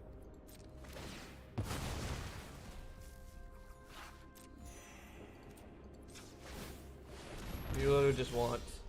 There we go, an attacker. And because we can't activate this, we will attack with this creature this time. Hiya! Alright. That's okay.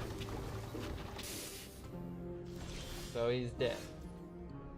Because what we're gonna go ahead and do is cast this to kill this. Then we're just going to attack Yep. We're gonna follow up with a creature just to have the ability to have another creature. And we're gonna pass, and he either has to gain life. Yep. Because we're just gonna activate. Alright. I think I cast enough red spells. I'm not even sure. I stopped looking. And then I cast it once.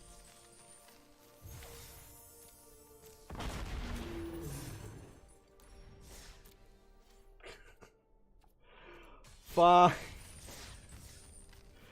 Fine, I guess. I'm literally gonna try to find the red spells and try to cast them.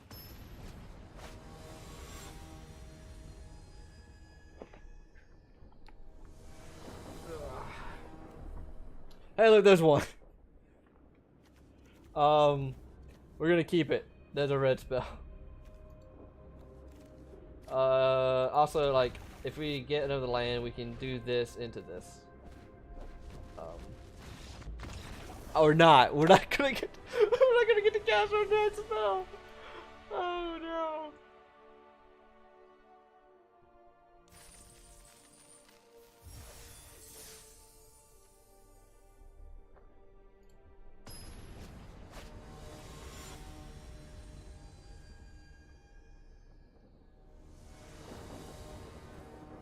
Hey, look, we got it again. It's almost the same hand, except we have a creature I haven't got to play with yet.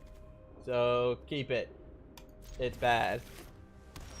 Hey, look at that. Oh man, never punched. Statue. I don't have a 2-mana play, so we'll play this, and we're gonna go get a plains because we want this to be able to get rid of stuff. I mean, this can actually get rid of not this. Can't get rid of that either. This can get rid of that guy. So go get that plains. Plains.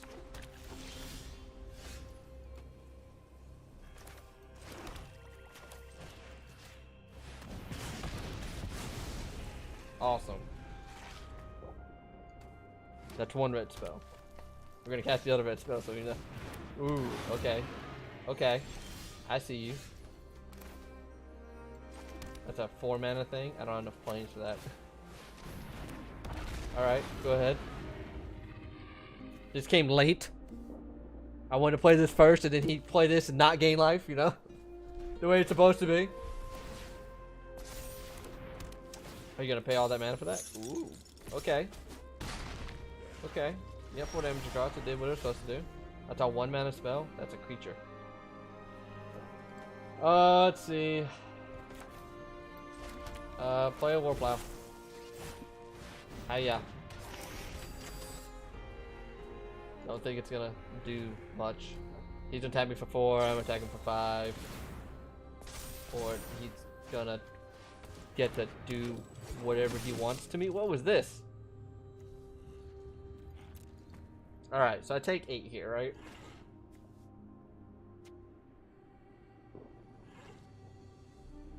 I can't take 8 here. I have to block. Yeah. Yeah, so we block here. Right? When he activates this again, we'll kill him. Because we have, what, 4 mana here. We can actually play this for 1 mana. To get rid of this. So he doesn't gain life. And then pass.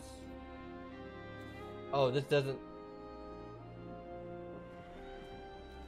What's keeping it as a creature? Oh, okay. Then I would have... Crap. Okay. My bad. I didn't realize it was still a creature. I would have just played the lay onto that and then followed up with with this. And not wasted 2 removal spells. Because now if he plays something huge, I don't think I can kill it. So, that was my bad. Misinterpreted what that card does. Oh, okay, so we're not getting punished for our previous play. We're gonna play this. And he's gonna get counter spell.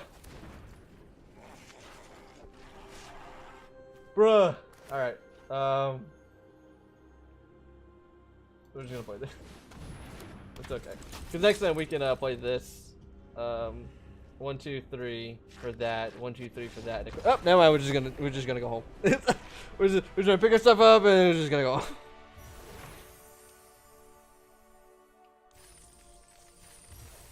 Alright, cool. We also got our daily done. So there's our 500 gold, 500 experience. That's what we want. So dailies are done. Like I said, we gained what, like 4,000? We gained well, not 4,000. We gained about what, another 1,000 gold, really. So doing this for free, getting the free cosmetic, right, is whatever. But we got to do our dailies for free. Didn't cost us anything, and we can actually just buy 8 more of the brothers pack for the new gold thing. So like, instead of doing the painstaking thing of you know, paying 1,500 gold, or like trying to phantom draft for this stuff, like doing 10,000 and getting 10,000 and trying to phantom draft if you're very good at draft, which I'm not familiar enough with the set and I don't want to waste that time. I can just turn my 1,000 gold that I don't use for the jump start, if I have the daily that matches, turn that into a pack. Get that pack and it goes to a gold pack. Do that 10 times, get a gold pack. I like that a lot better than having to do limited. So but we did get a free Brothers War pack. We'll open it up and see what we got before the night's over. So, best card, one of the best cards in the set right here. Blast Zone. Alright. We'll give it Blast Zone. I don't know if that's gonna do anything in Pioneer, if it didn't already. Well, not Pioneer, but Explorer, because Blast Zone is in the